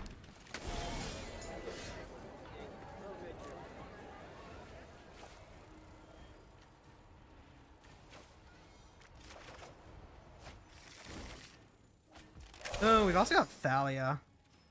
Got Thalia to play with. That's pretty great. Archon though. So they cast Emoti. Emoti doesn't do anything. They Psych Rift. That also doesn't do anything. Drop Iganjo maybe? No, hold on to...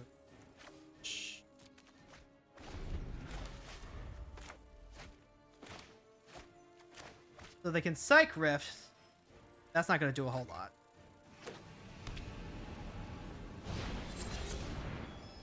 Alright, so that's their one spell. They're going to play Beanstalk Giant. They're also just going to start, like, trying to ramp out.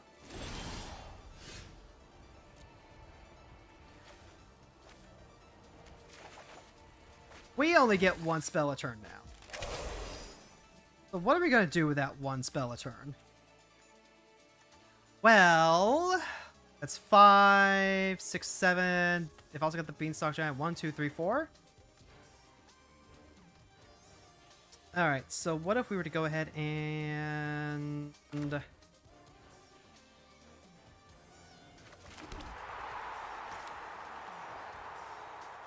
Yeah, let's just go ahead and just, like, start shooting things. Wait, no! Shit! This is exactly what I was talking about! Fuck! That's exactly what I was talking about, chat! Fuck, I did it! I fucking did it!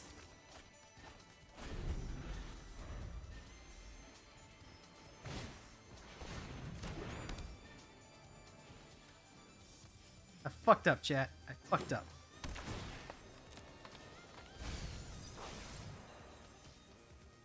Alright, so now they've got Cyclonic Rift. 3, 4.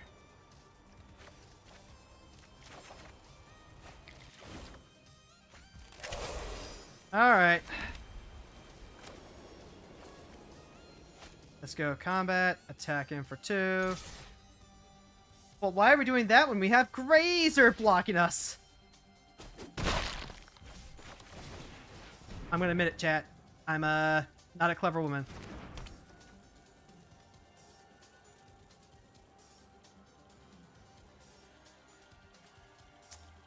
Not a clever woman at all.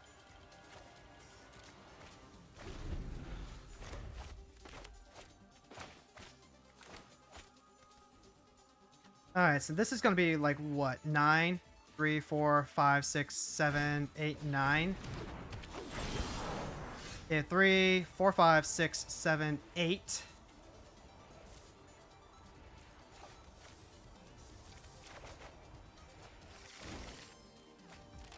Alright, let's go ahead and do this, shall we?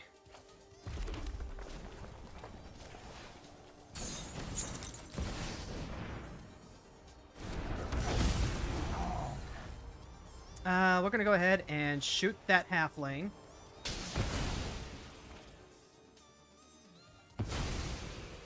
Oh wait, no! I didn't cast it yet? I thought I did. Oh my god, I sent it back to the command zone, didn't I? Fucking hell! What is wrong with me today?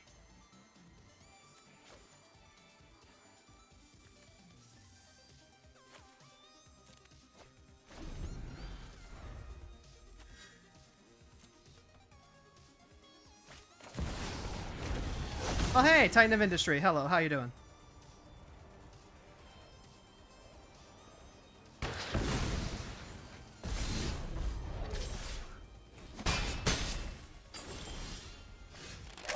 Okay.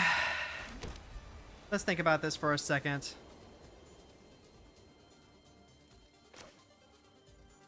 I'm done thinking.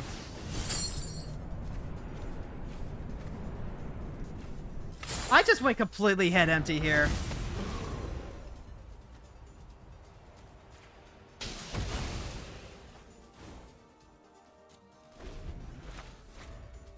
And now they can still go ahead and Psych Rift. They can Psych Rift the Archon. I think the opponent also went head empty though.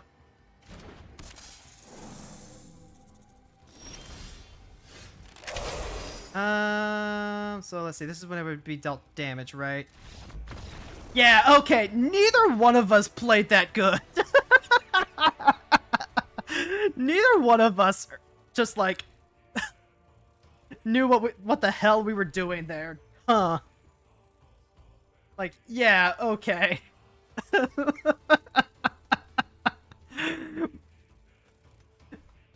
Oh god. Where are the beer advertisers? We're playing football with all these punts.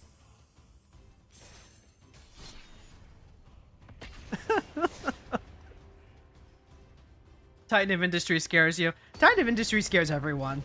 It's a good card. Uh-oh, it's Nicol Bolas, God Pharaoh. Alright, we can't actually, like, afford to not keep a decent hand this time. Alright, and we're on the play. All of our lands come into play tapped. So let's go ahead.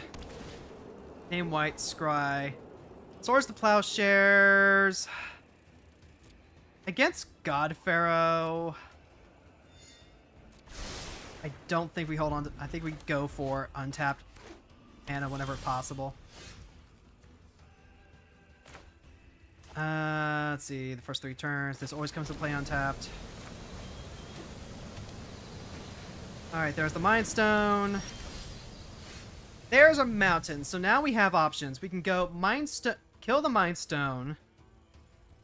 We can also go Thalia, slow them down that way. I think what I want to do is get the orb online. Alright, Torpor Orb and Citywide Bust.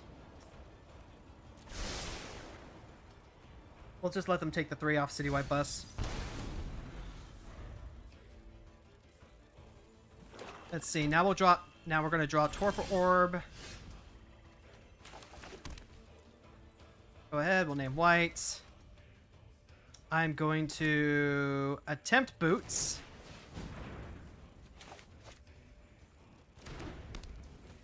And then, let's see, that's 4 mana. Let's see if we can just, like, bait counter magic out of him. If the individual tracker goes to the graveyard, then that's fodder.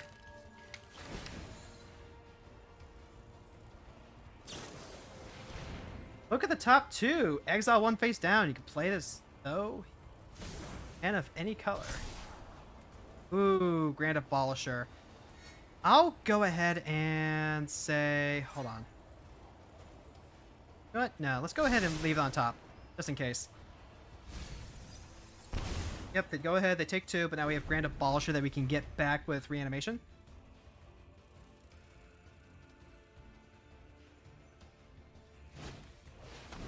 Alright, so now we have to discard a card. Probably Thalia. Hope we spike a land.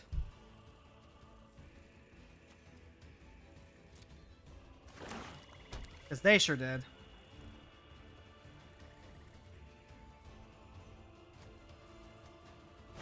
Okay, Discerning Financier.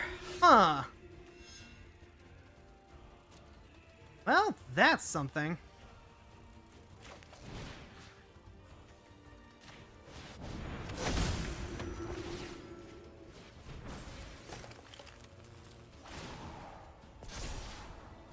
You know what? Again, I kind of want to draw that extra land, so... Yep, okay. We get the Strict Proctor. We can go ahead and play that.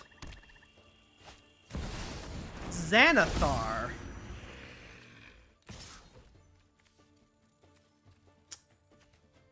But we'll take the 2.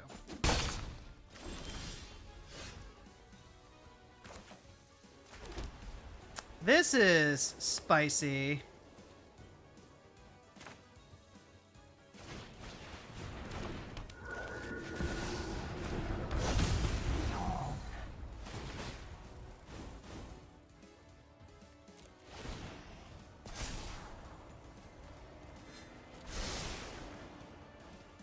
Okay, maybe I should have considered, no, I would have needed extra mana for that.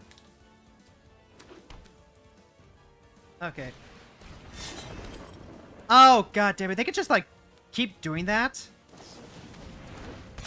Alright, so that's a Doorkeeper Thrall. They could just keep playing stuff off my deck?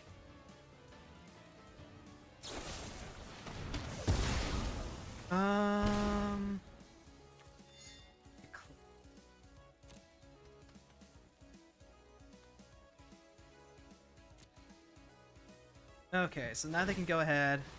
Yep, they suit up Xanathar, they swing Xanathar. I block with a tracker.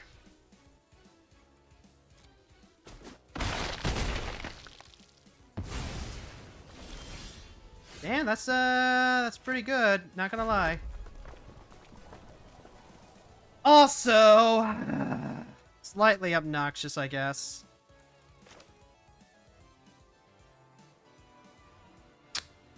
Yeah, let's just, actually, hold on. We'll save 1 mana. No, that costs extra mana. That would get us back... Ert? Cathar? I could have Braid. Get the Shadow Spear back. Yeah, let's see. But then we have 6? Yeah. Let's just... gun it then. Wait, no. We want... Alright, aim for that. And then also... we can crack Bloodstain... we can get Bloodstained Mire.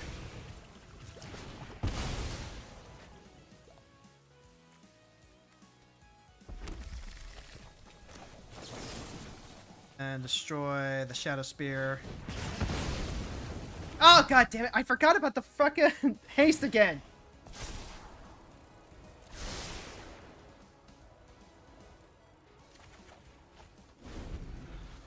Ah!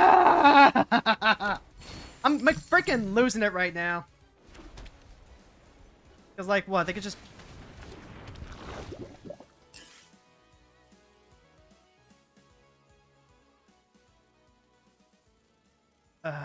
This is what, 7 damage. Praise me. Yep. Okay. Sure. Yeah. Do I have enough to escape? I do.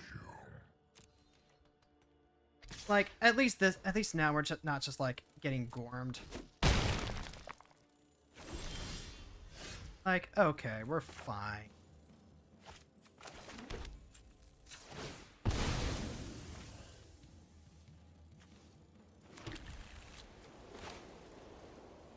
And then we can go ahead and I think we shoot Skrelv as well. Now we can. All right, go ahead. Try and do this correctly this time. 2, 3, 5. Yep. Go ahead. Boots up Phlage. Go to combat. Swing over here. Get Bolas. Celebrate all you want. I shall return. Go ahead. 3 damage to Skrelv. End turn.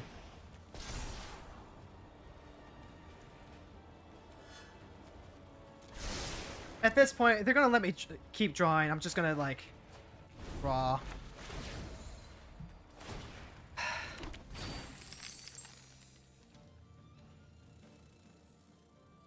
Like, this is a pain in the ass, but also whatever.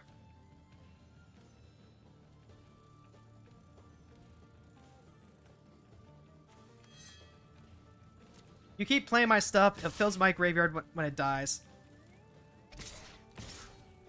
Oh, that just screams wrath.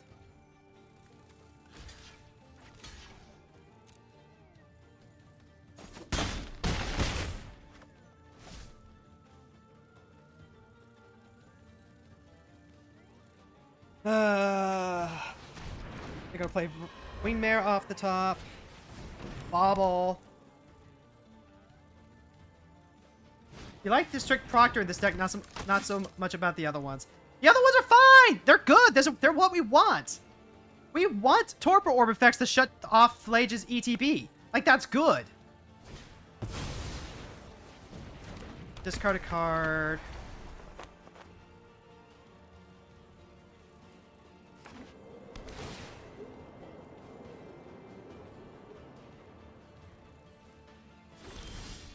Helping hand, helping hand, helping hand. Ooh, Shadow Spear. That would also get back Thalia.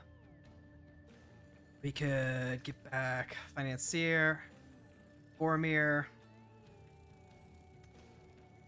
So go to combat. Yeah, but Proctor lets you be selective about it. But we don't have the mana to be selective about it, is the thing. Alright, so... Whenever you cast a spell you don't own, create a treasure token. You can only get like Skrelv and Shadow Spear. No, we can't even get Shadow Spear back.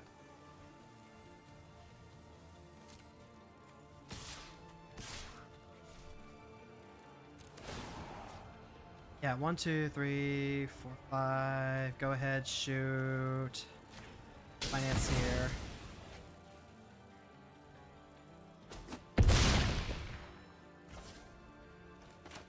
Go ahead, play Boromir. Go ahead, play Helping Hand.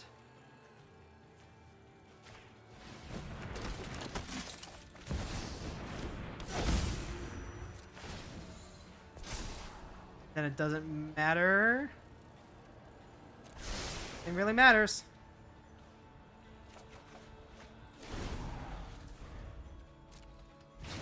Like, they can cast my Rolling Vortex. So, like, here's the thing, right? Proctor is literally just one card as well. Literally just one. So, in order to make this strategy consistent, we want to play all the cards anyway.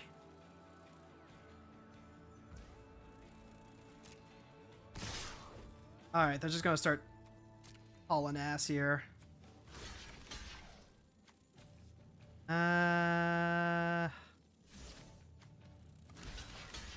We're really gonna try and push damage here.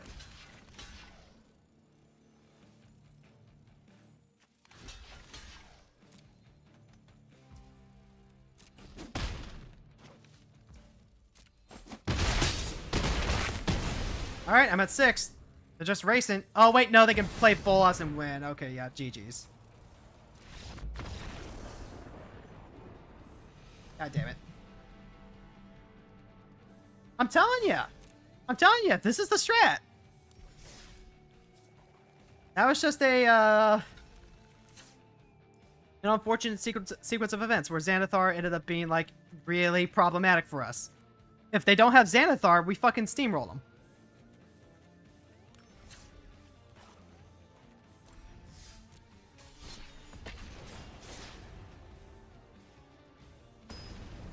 Oh god, I should take a break after this game.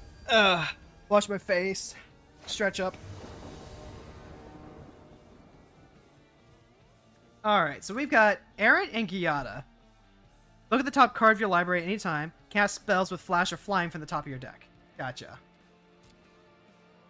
We've got High Noon, which again we don't want to play off right off the top of our head.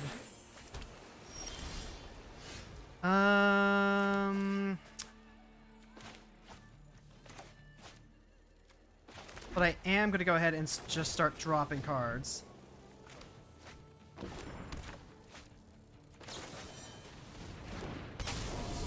Alright, there's Spectral Sailor.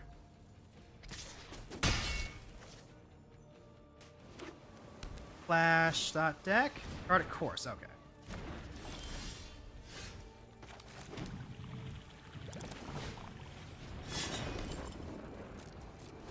And they happen to be a 2/3, so Phlage does Gorm them.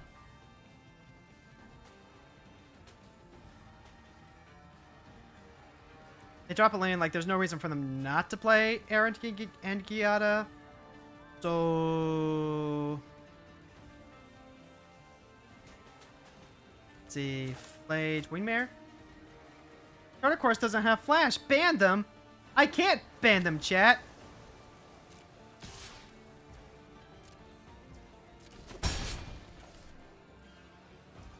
Alright, don't stifle me, bro. Don't stifle me, bro. Don't do it. Don't do it.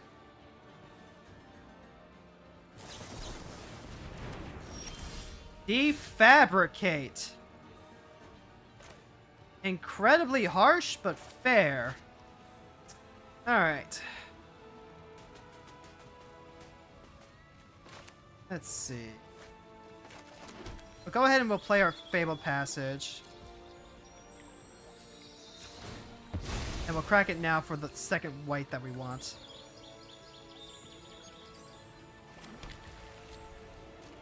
They actually went Defabricate, damn.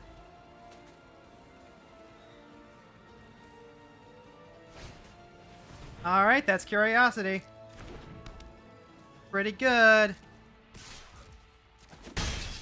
Alright, they get to draw an extra card.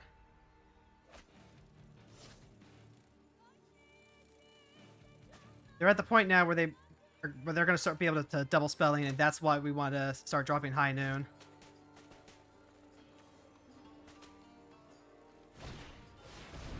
Oh, they're going to go Ledger Shredder. That's a pretty good hit for our Phlage. Ah, I see. It's going to be like that, huh?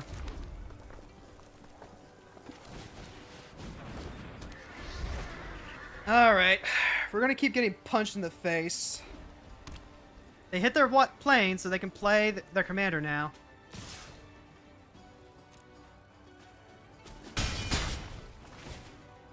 Yep, they get to draw a card.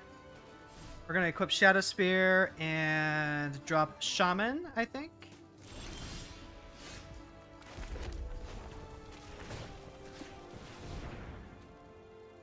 Force is a 2/3.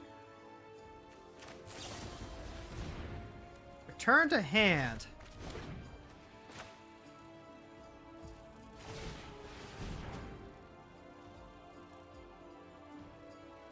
Alright, either they counter High Noon or they get to play their commander. But they get to play Phlage anyway, so it's like... Is that even a downside for them?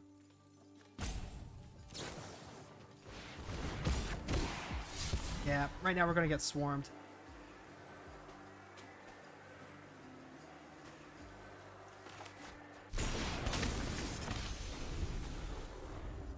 We'll play Phlage.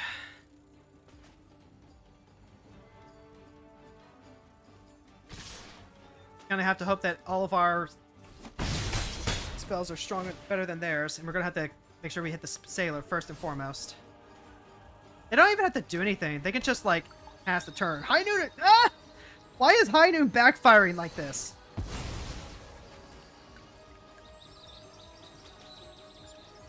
It's even 5 mana to deal 5.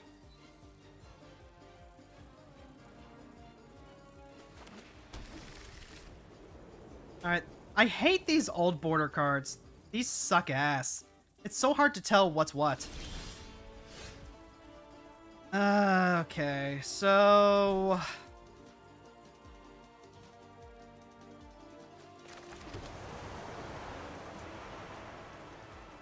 I think we're just gonna pass turn and use the High Noon to, like, push back. Because we need to be able to start double spelling to keep up.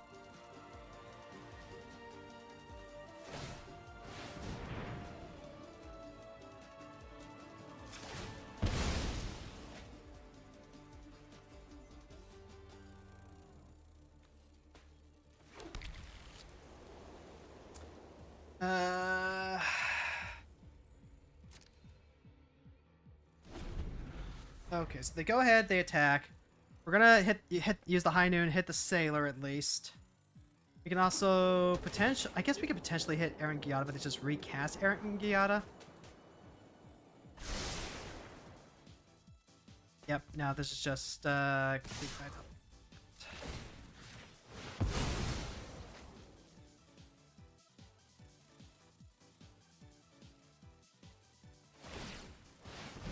Alright, they're gonna use their turn to draw.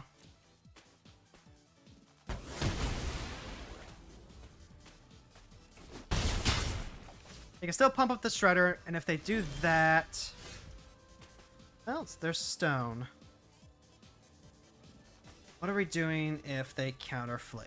Because we're gonna want to counter Phlage. We can Reclamation, try and get back a land, and then do that into Phlage.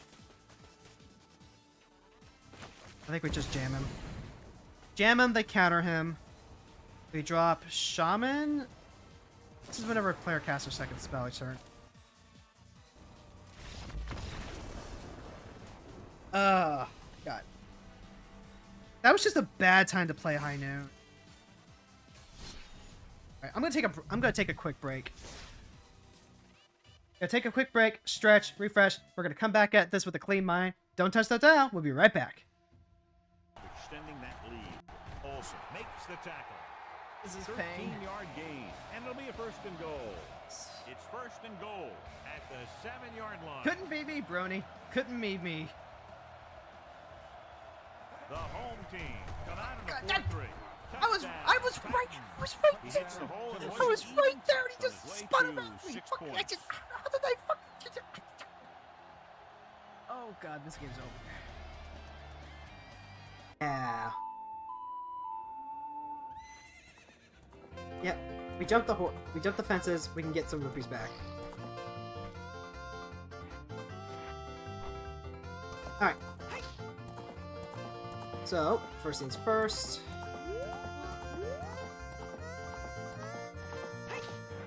Oh, sorry, Pana. Okay, let's build up some speed.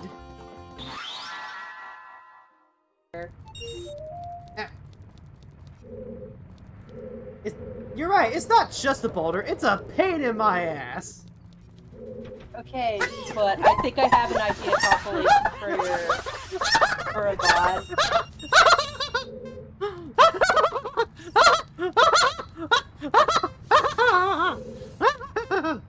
I need a Hero Girls noise compilation. And it's there for a big conversion on Get your head out of the gutter. God, I wish Cook would cook a little more often. You realize how game-changing that would be if we could just get like an actual... Oh my god! Run, boy! Go! Go! Go! Go! Go! Go! Touchdown. Oh, Visiting shit! team. When you talk about a dangerous act, this is what you have to be able to do. Not only get out there and outrun the defense, but have the power to... The only reasonable thing that we can do is just, 4 dodge, 3 dodge, 2 dodge. Fucking go for it. Holy shit! Holy shit! Touchdown! Touchdown, Brody man! Holy shit! Oh my god! That's a touchdown! Then he's gonna leap up like a fucking... Alright, and we're back. Okay. So.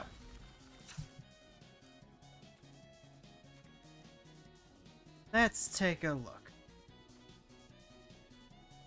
How are we feeling so far?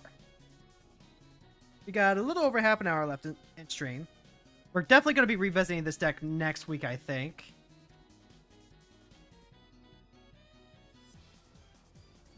I think we're doing okay. The biggest thing that's tripping us up is when we play stuff like High Noon. It's very specifically both High Noon and also Archon of Emeria are tripping us up. Because we're playing them either too soon or too late.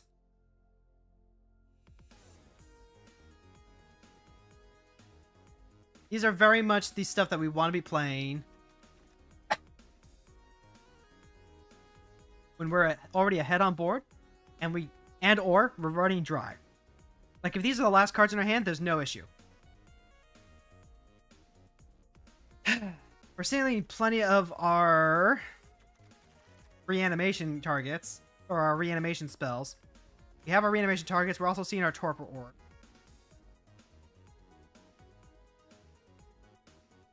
I want to try getting a couple more games in, and then we'll see about making some tweaks. It may be that we just need to play a few more bolts. A few more bolt effects to deal with some of the smaller stuff to slow down the other decks. Have some more pinpoint removal so it's not all just on Phlage. Florian Voldaren Scion. I have not seen you in forever. What the hell? Beginning of your post-combat main phase, look at the top X cards of your library where X is the total amount of life your opponent lost. Exile 1, put the rest on the bottom. You may play the exiled card this turn. Aggressive. Aggressive. We've got Honor Guard right here. Save the Archon for later, if we can. That's Inquisition. Do you take the Rip so that way you can play Florio? Do you take Takali? If you take any of the permanents, then we just Savina's back, right? They might just take Savina's Reclamation so that way their removal's better. Nope, they're gonna take Rip. And Hero Girls was the starting player, so...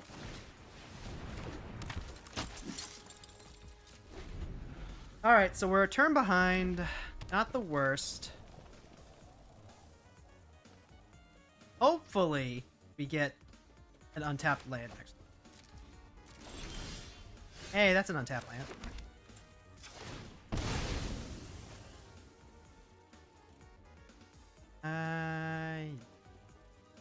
Shockland.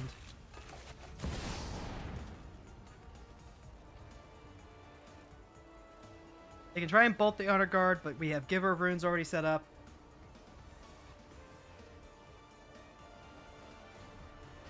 The Black Flare would also work, but they don't have any creatures on board to make it free.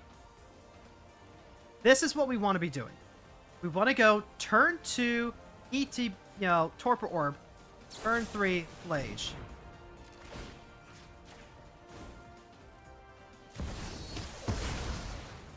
Alright, there goes Giver. So now they can go ahead, they can kill Phlage. You can go ahead, play Reclamation, get back Giver. Potentially flash back. Oh, they get to use Crucius at least once.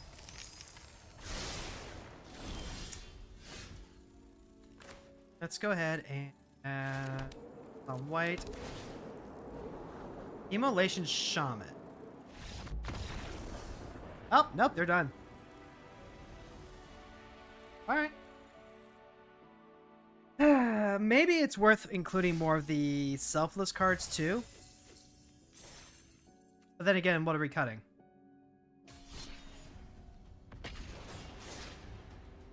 Trying to think. I think the tracker is really good.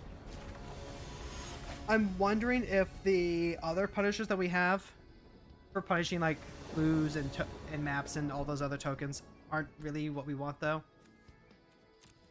Sten, Paranoid Partisan. Choose a card type other than creature or land, usually artifact. Pay 3, exile, return to the battlefield at the begin. Spells you cast at the chosen type cost 1 less. Pay 3, exile. Blink. Yeah, blink. Slow blink. Okay.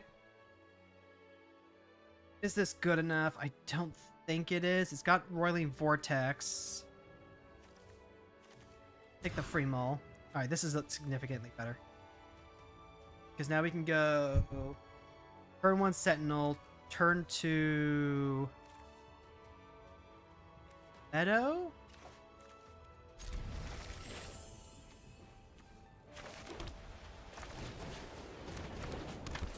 Let's see, the tempo tells me play the Meadow first. Even if tempo-wise it does set us back just a little bit. Having Phlage available as removal is probably ideal. We're not going to hold up a Braid.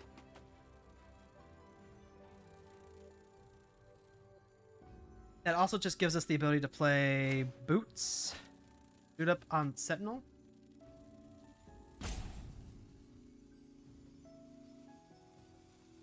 We also have this Vengeful Tracker, which helps a lot. Especially if they're playing like some sort of breakfast deck. Like eggs. Tracker is honestly probably just like the best version of this effect, now that I think about it. Because everything else has been like, activate if they don't use if it's not for a mana ability. And those are still really important for very specifically... Oh, wait, we have 3 untapped mana? We do. Okay, perfect. Alright, so we go Windswept Teeth. What are we doing if we don't? It's still Mountain into Boots. Because now we can also Braid as well. Alright, are they going to defabricate again? Or not? Scalding Tarn. Get out of here. Command Tower. Okay.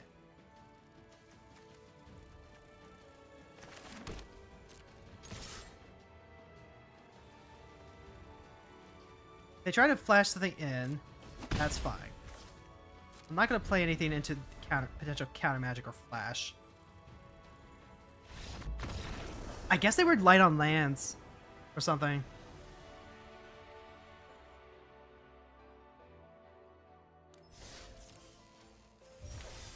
Still think about the other things I want to... Like, I still think Lorehold is worth running. But it might also be that what we want is instant speed discard. Things like Thrill.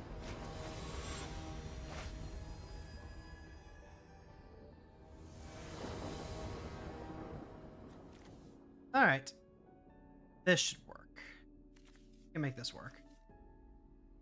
Now, it's mono red, so like everything that we play is pretty much gonna die. Like verbatim. Well, we've got a way to deal with Koth. We have a creature.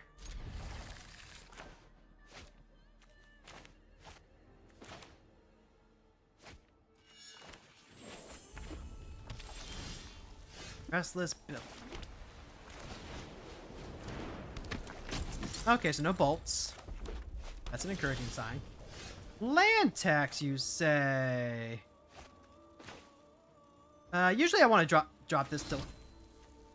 But, hey, what the hey, right? Alright, now we can get...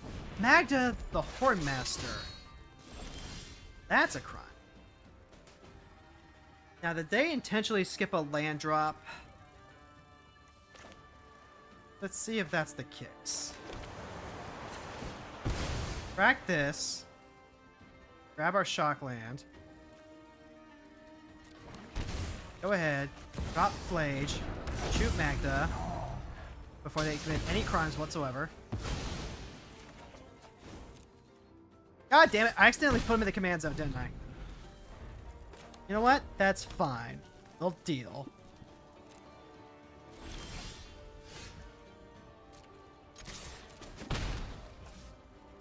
Oh dear.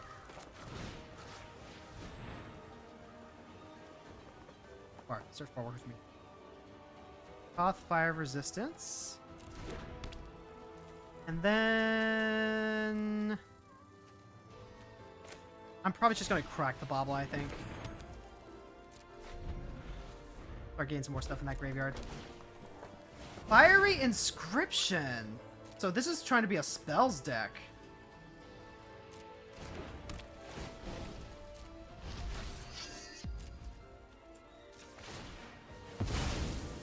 Okay, we can do that.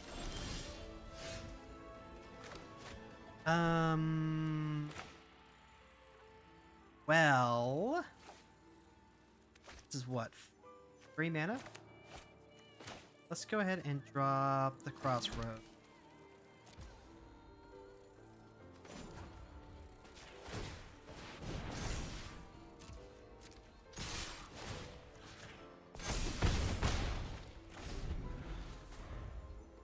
I mean, we're getting there on Sentinel power.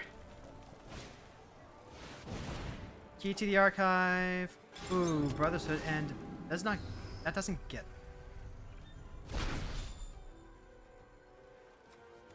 We can also like Revel in Silence to keep him off Koth for a turn. That'd be pretty, right?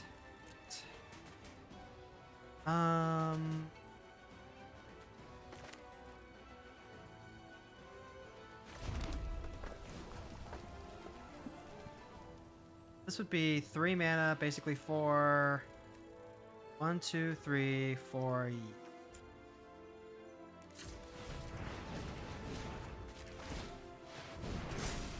Yep, go to combat.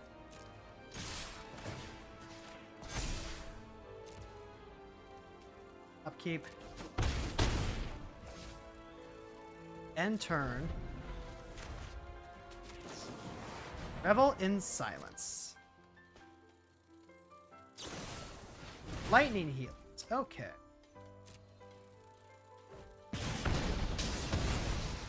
Well, that works. We can Helping Hand again. Attacks put on target creature you can. Still good.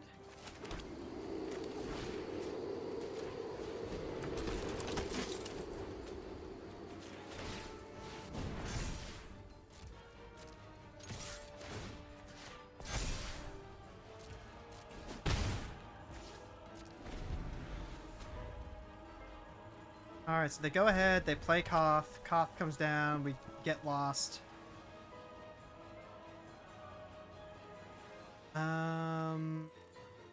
It wouldn't blow Koth, just kill Esper Sentinel, right? Right. It's only have 3 cards. Yeah. Just need.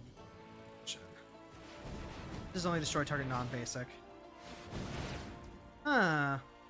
Yep, that's Chandra, alright. Chandra Nalar, pyromancer extraordinaire. Mostly. Yeah, they can go ahead and kill the Sentinel. This is spells, huh?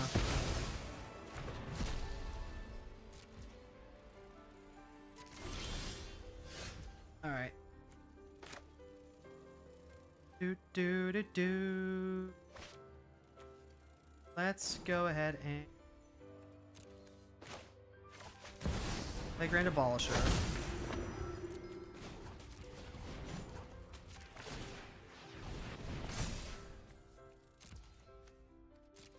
Head, attack Chandra. On the Grand Abolisher. Maybe Pass turn. out to be a monster. Yeah, this is like just mono red control, which does happen.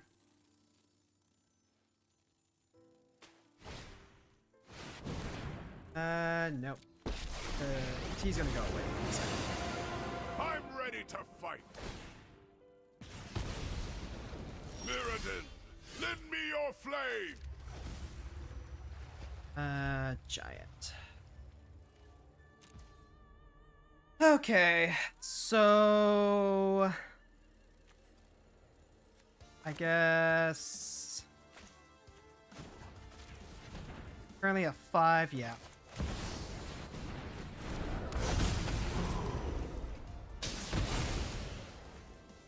It's all ashes and rust. Flying this time. Play Shaman, pass turn. Shaman can start getting swole and just like beat in. Oh yeah, Ruby Medallion. Yeah, that's pretty good. Yeah, that's pretty pog. Oh, Layla, that's a little too good. That's a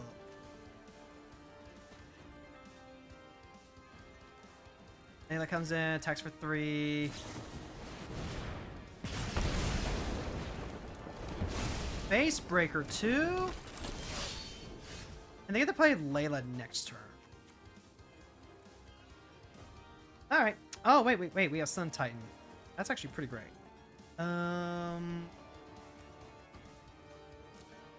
So, yeah, we go ahead. We play the Sun Titan. Get back the Phlage.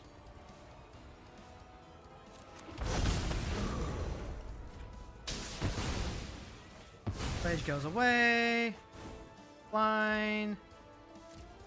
X and turn. The Ruby Medallion is still out, but the Sun Titan is just like so big. You can't really do anything about that. Players can't untap more than one non-basic a turn. Ah.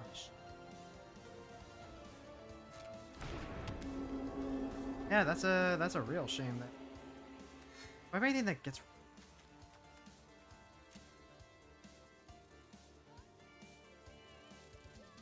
I might just get Lost Layla, but Hoth is actually like big enough, so we're gonna need to Restless Bivouac here.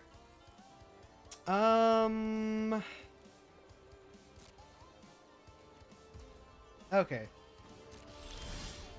So then, let's go ahead and untap.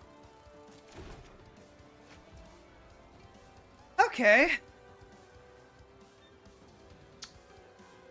Let's go ahead and create all artifacts.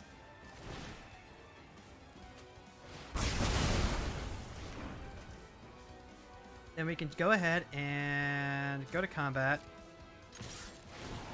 We're gonna bring back Phlage. Shoot Layla.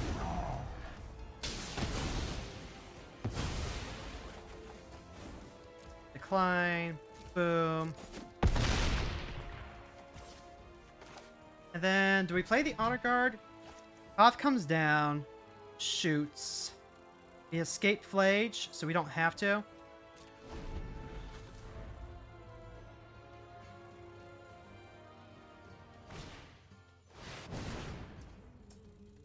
I'm gonna go ahead and take that extra draw. Shadow Spears.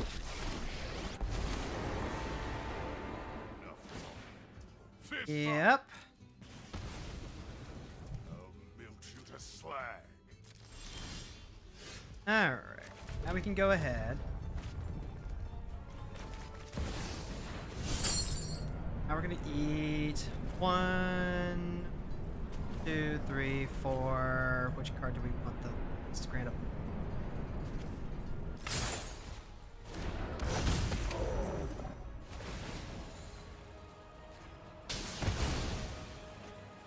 More losses.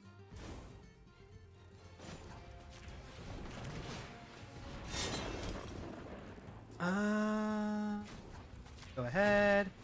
Activate full. Attacks.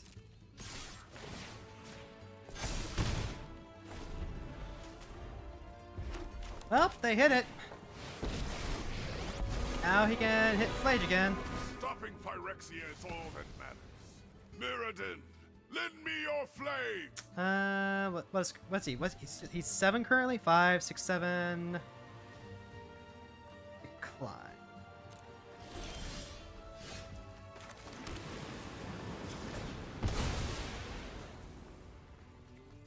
I mean, at this point, it's just like, what? They just plus and get a thing?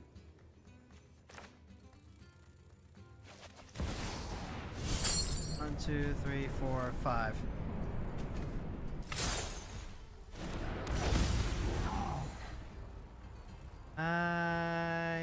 Yeah.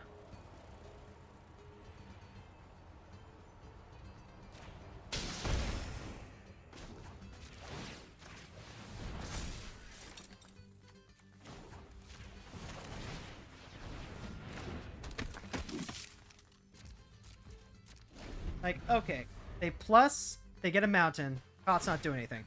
They have to do literally anything else. Now, it could be that they just, like, needed the extra land for some reason.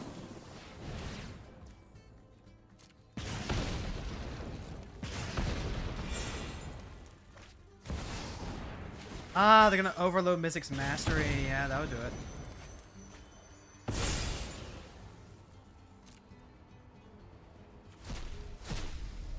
It doesn't really get them all much.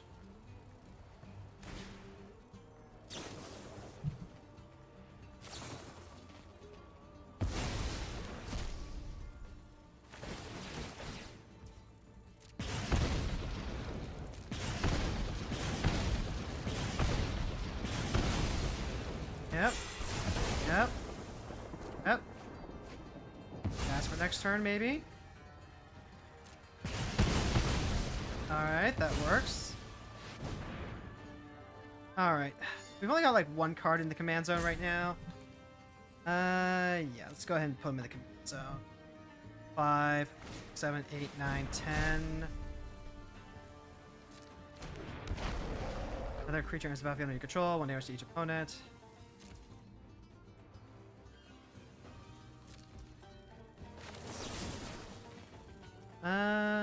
Let's go ahead and get rid of him. My resolve never dies. Alright.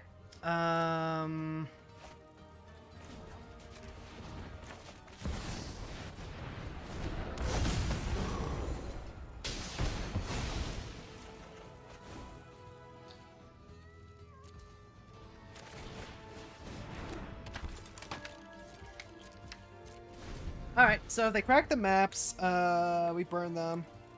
They have to be able to kill us from 20.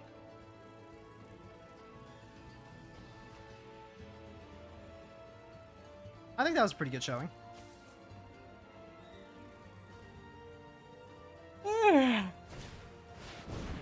Yep, that's it. That's a Hedron archive.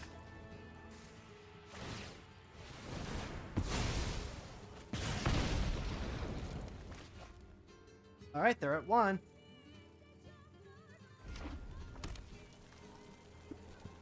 We might got this. That's a dinosaur. That doesn't do anything.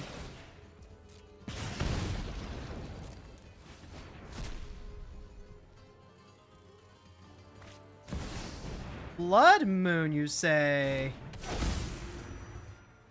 That's very cute. Alright, there we go. GG's, Koth. GG's. That was mono red control using Fiery Inscription. Honestly, Fiery Inscription is probably not a bad choice. I should put that into Clothis.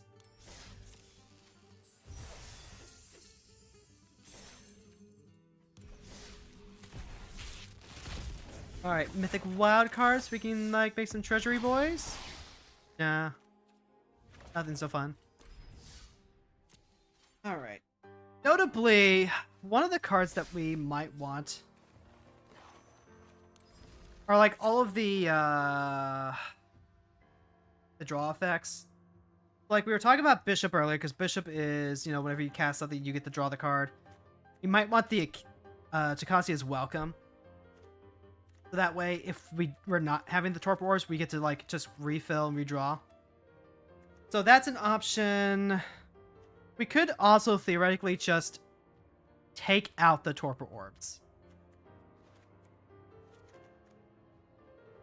Like, maybe we do leave in Strict Proctor. We would be cutting out... Alright. Let's live in a world where we want to cut out some of these cards that have been causing us problems. Where we feel like it's actually just been kind of non-bowing us.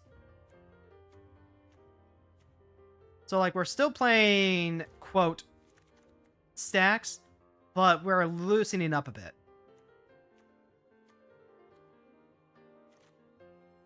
Let's see. Just those ones? I think it's just... It's Honor Guard, Hushbringer, Thrall, Archon, and Heinen. We cut those. And then instead what we do is we swap these out for draw engine cards. We also have the ability to maybe run a little bit more utility. A little more ETB utility. There's the torque. Cutting 2, 3. That would be 6 cards that we cut. You know what? Let's go ahead and mess around a bit. Let's fuck around and find out. We keep the Strict Proctor.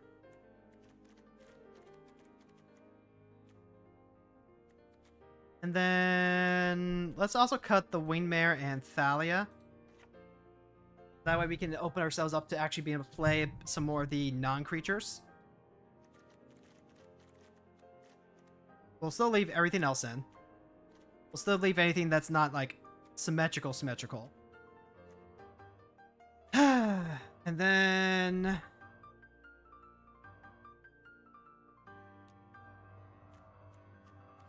Okay, so we'll play Takasi's Welcome. Also play... Let's see. Now we can run Sentry as exile removal. We can also play Welcome Me Vampire.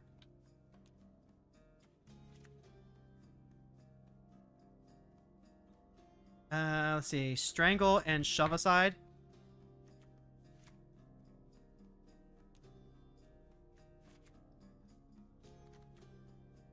Let's see. What do we want? What else are we thinking about? We want draw, so we want impulse. So we want virtue, I think. We want virtue of courage here.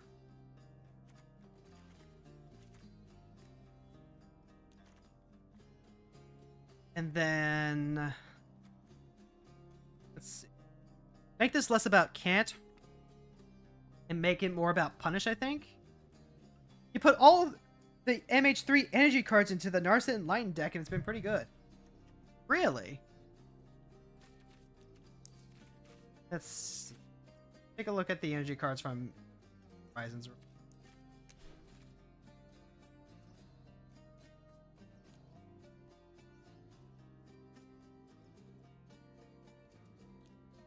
Can I not spell energy? Am I incapable of that? Let's try this again. Try this again, shall we? Oh, right, because it's a symbol. It doesn't actually, like, write out energy. So, maybe if we write counter. There we go, that might work. Let's see, there's Guide of the Souls. There's a Johnny.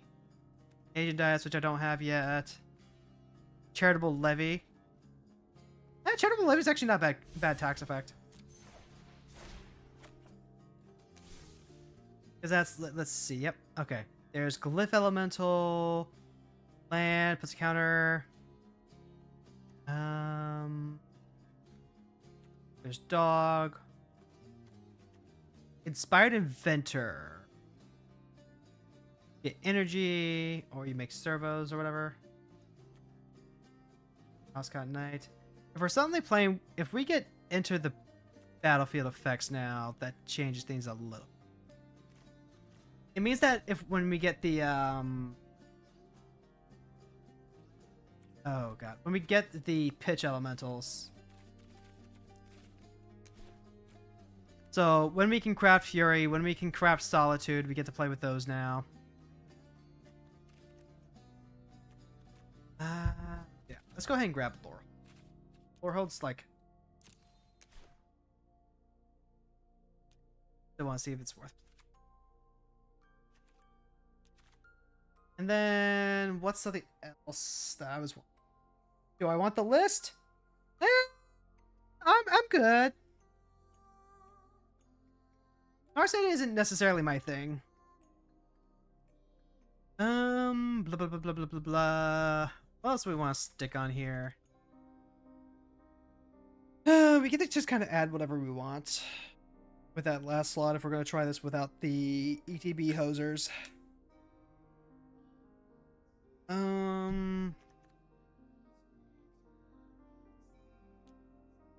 there anything with crime that I'm missing? I guess there's like Bandits Hall. At one point I was thinking about Norn's Annex.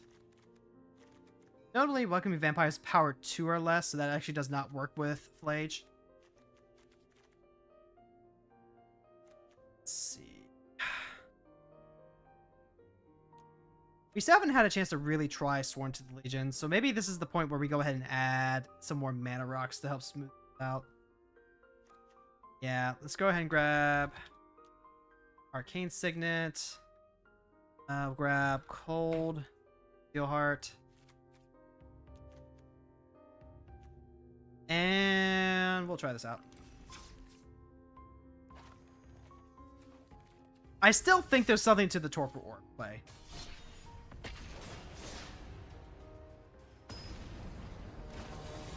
It's also just really weird that we haven't been playing against a lot of the value decks. Okay. This is actually pretty good. With the land tax, we can make... Yo, turn 1 Alpine Meadow. And the opponent's going first. We'll get the drop. Ragavan and land tax. Never mind. You get to drop Esper Sentinel and land tax.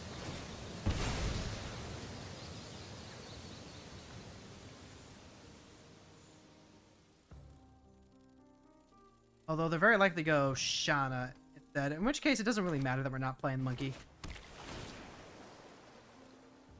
Although when they do play Shana, we still have Phlage, so that's good. I might also just swap out Strangle for...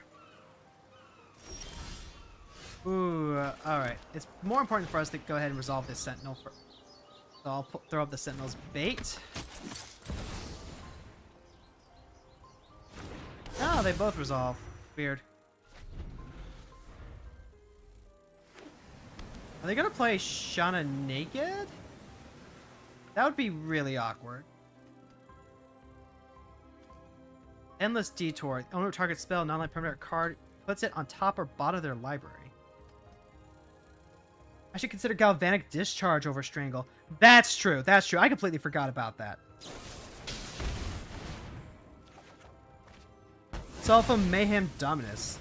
Good damage doubler. Pitches 2 cards from hand and gives itself indestructible and fills the graveyard for Phlage. That's not a bad idea. Let's see. We'll set this on Giant. Let's go. Let's see. If we dash in Ragavan, what happens? If we dash in Ragavan, we get a treasure for next turn.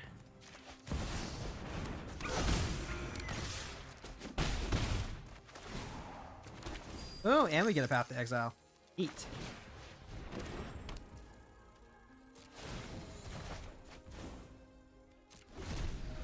Let's see. Oh, that's right. Yeah, the cycle from all will be one. That's not bad.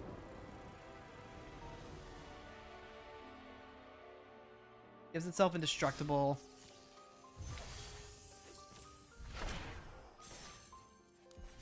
The question is, do I have it, though? Take a look.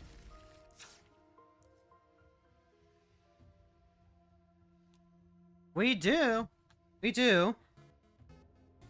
And that's actually really aggressive. That's at the 4 slot that I wanted, so that might be worth trying out. The issue is that if we're doing any sort of, like, discard... Let's see. Let's take a look. Oh. Galvanic. Right? Galvanic Discharge. There we go. That's Discharge. Yeah, Galvanic Discharge is, it's just better Strangle. I don't think there's a world where this is not better than Strangle. The only thing I think makes this, like, worse is if, they have Vorinclex out. Vorinclex that keeps you from getting counters.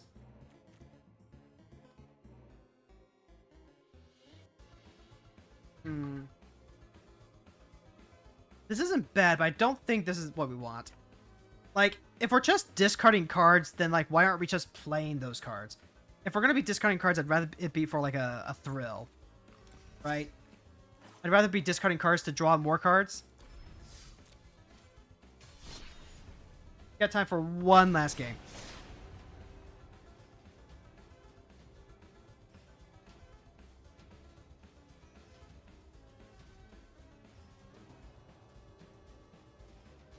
Like, I do want to find ways to, like, get Phlage sped up in terms of getting him on the board. But I'm not trying to turbo out Phlage, I think. Grenzo. Where's our punish? Where's our punish for casting free shit? Bolt, Sworn, Ragavan. The opponent goes first. I'm playing red-black, so Ragavan is not going to stick around. Rip Apart helps slow down their ramp. Throw that back. Tokasi's welcome. If we can get this to resolve. Damn it. Alright. Do they just, like, never take Rolling Vortex, though? Like, Rolling Vortex completely fucks them over. But the Tokasi's welcome is, like, our draw engine. And Grenzos are pretty much scam decks. Like, they want to play hard control and then just let Grenzo be their draw engine to play through our deck.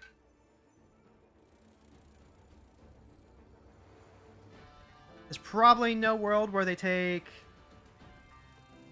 Captain Eberhard. Well, nope, they're going to take our draw engine. Okay.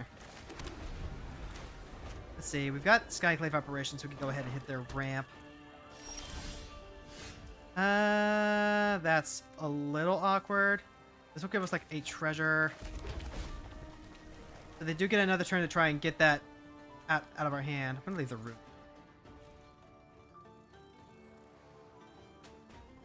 Because then we can go ahead and play Giver and Roiling.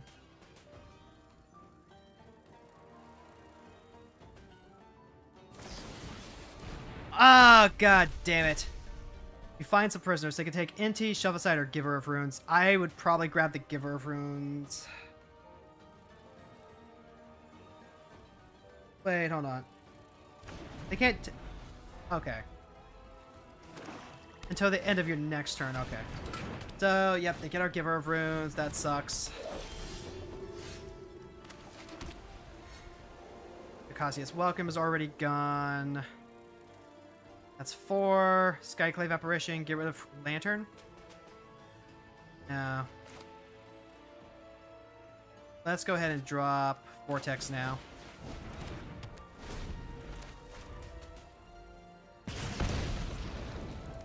Apparition's already in our hands, so they can't scam it away. Well, they can't, like, heist us. Copter, so that's 4, 5, 6.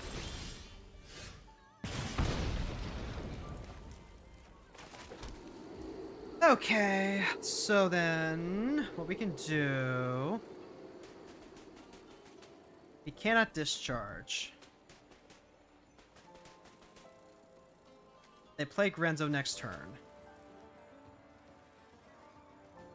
I don't have anything that deals with Grenzo. Sucks. I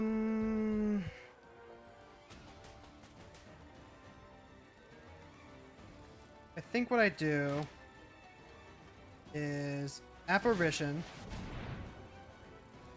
Target the lantern.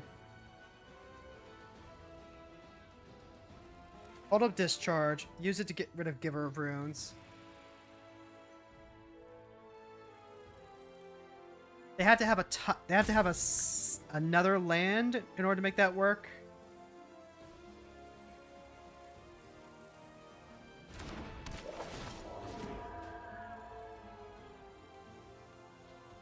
Yep, eat the lantern. Giver of Rune, can't do anything about that. Go ahead, pass the turn.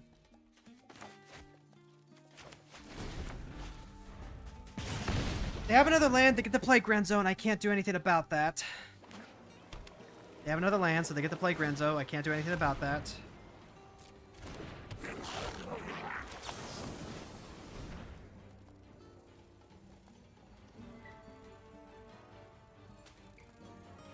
They just go ahead, they give it to Grenzo. That's whatever.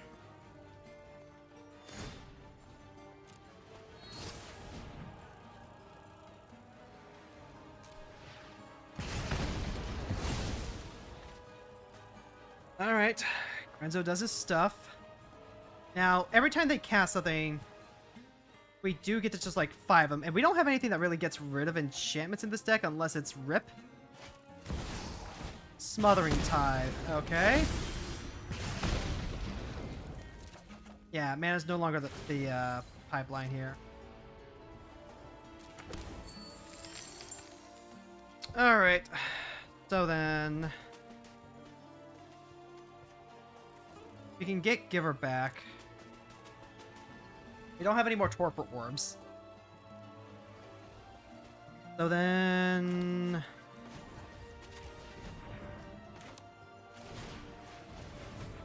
go ahead, set that to red. Then what? We just get a 6/4 beating down on us. Make life harder for them, I guess.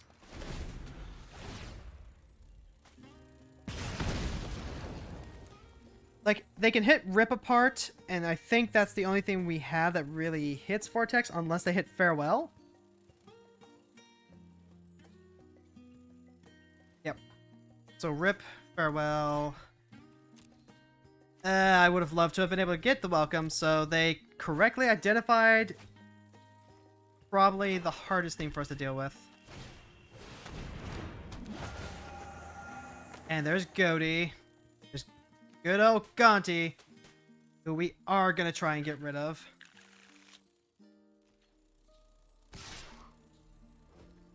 Yeah, we'll just take the 6.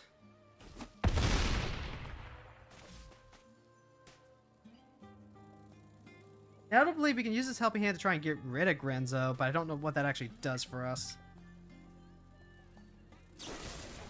Alright, so they're going to go ahead. They're going to take 5 to Cold Steel Hardus. Which, like, hey, bold move, Con. Let's see if it pays off for him. We got 5 cards in our graveyard now, at least.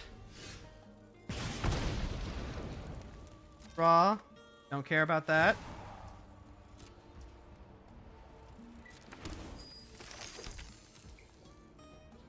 Head, activate the vault. Phlage, shoot Gonti.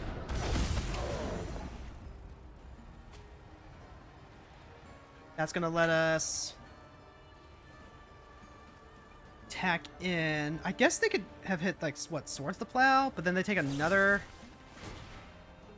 huh. Alright, that's a thing.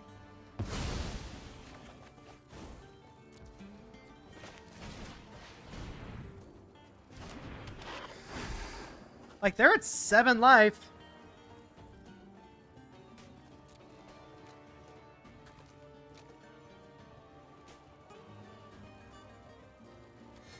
And them playing spells fills up my graveyard.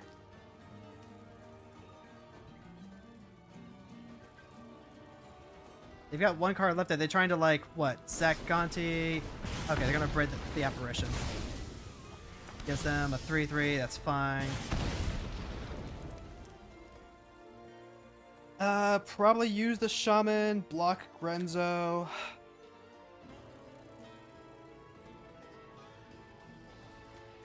I could potentially use the Fault to get some other stuff in here. We've also got a Helping Hand.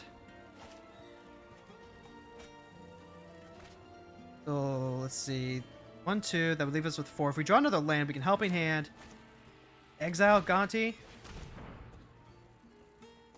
Oh, they hit Curse of Silence off of us. Well, okay then. I guess we're gonna get back Skyclave Apparition and then Phlage something else. Yeah, block here.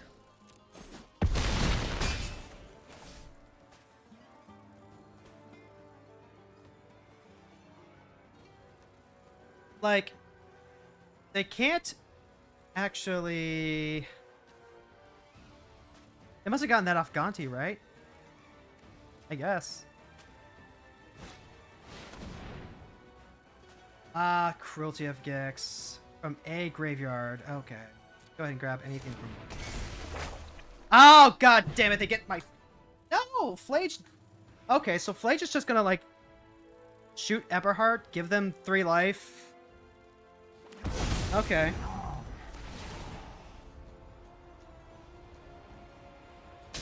Yeah, that works. Keeps the clock on him. Decline.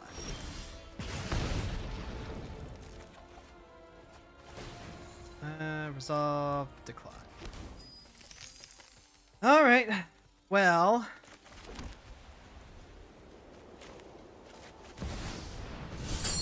Yeah, let's just go ahead and, 1, 2, 3, 4... Takatsi's Welcome's actually still...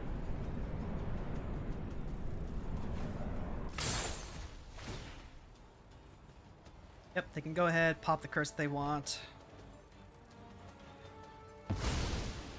Yep, so they do get the draw. Get rid of Gonti.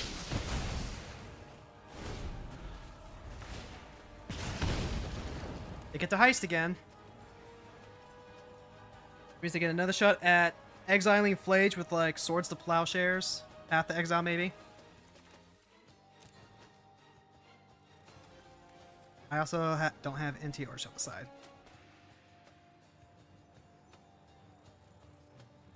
If we had Takatsi's Welcome, we'd roll laning cards. So, like, hey, that's a win. I'll take that. Alright. And we still have Skyclave Apparition to, like, remove something else. So they got Smothering Tithe off of us, which has not really been a factor. So Phlage has to attack. Renzo blocks. So I have to grab probably Giver of Runes if I grab anything off of Helping Hand.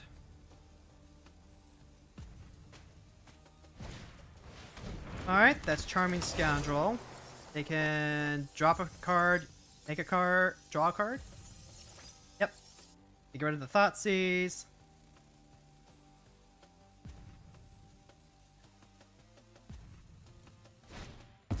Breach the Multiverse? Ah, that sucks. Okay, what did they get? They get a creature from their graveyard, so they get Gonti back. And they get... Oh, Skyclave Apparition. Okay, and then it's 6, let's see, 9, 10...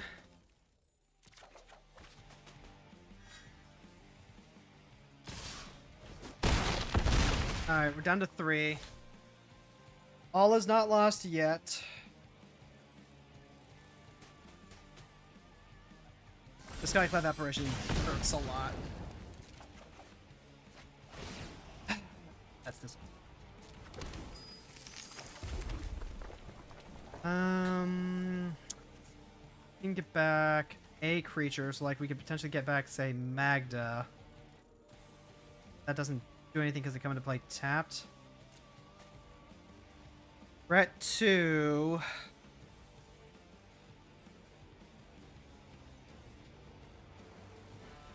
I could potentially like play this, burn him for 3, helping him, burn him down to 2.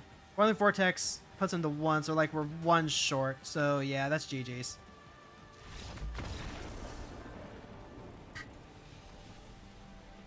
This card is not a cost that could just played both. Eh. Alright, so deck is still a work in progress. I still really like the Torpor Orb effects, though. It's just awkward when one of the plays that you have is go for reanimation, like on, yeah, play Phlage, reanimate him, try and like get that extra bit of burst damage. We'll come back to this deck next week. Hopefully next week I'll have a chance to sleep on it, maybe get some more wild cards to help us out. In the meantime, let's go ahead and head over to the Twitch. We'll see who's currently around. And then let's drop you off with Francois, who's currently doing some Genshin Impact. And then we'll be back to, let's see, on Wednesday, we'll be running some Dicey Dungeons. On Friday, it's going to be me and Fish, and we're going to be playing some Dungeon Duel Monsters. To be fair, playing both would have killed them there. No, it wouldn't have, because they were at 8. They were at 8, chat. So I can burn them for 3, puts them down to 5, burn them for 3, puts them down to 2. They take their turn, Vortex puts them to 1, and then they swing back and kill me. Alright, so we'll catch you later. Same hero time, same hero channel. Later, skaters!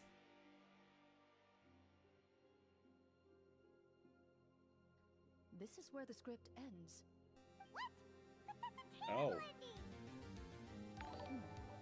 Hi, hero girls. Hi, raiders. This should be the point where the How was script writer magic? gives the players some kind of hint. How did Go Fast on Deck gives go? the GM some kind of code for how to move forward. I mean, maybe they just I can make really my want model us to be bigger? immersed Really? Am I in that small? in prison? Like, they'll only show us the way out once we've grown truly and utterly desperate? That is a possibility. If only there were There we go. desserts and tea in real prison. That's better. Oh, wait, guess it's Oh, kind of magic got was the blah. fortune I'm sorry to hear.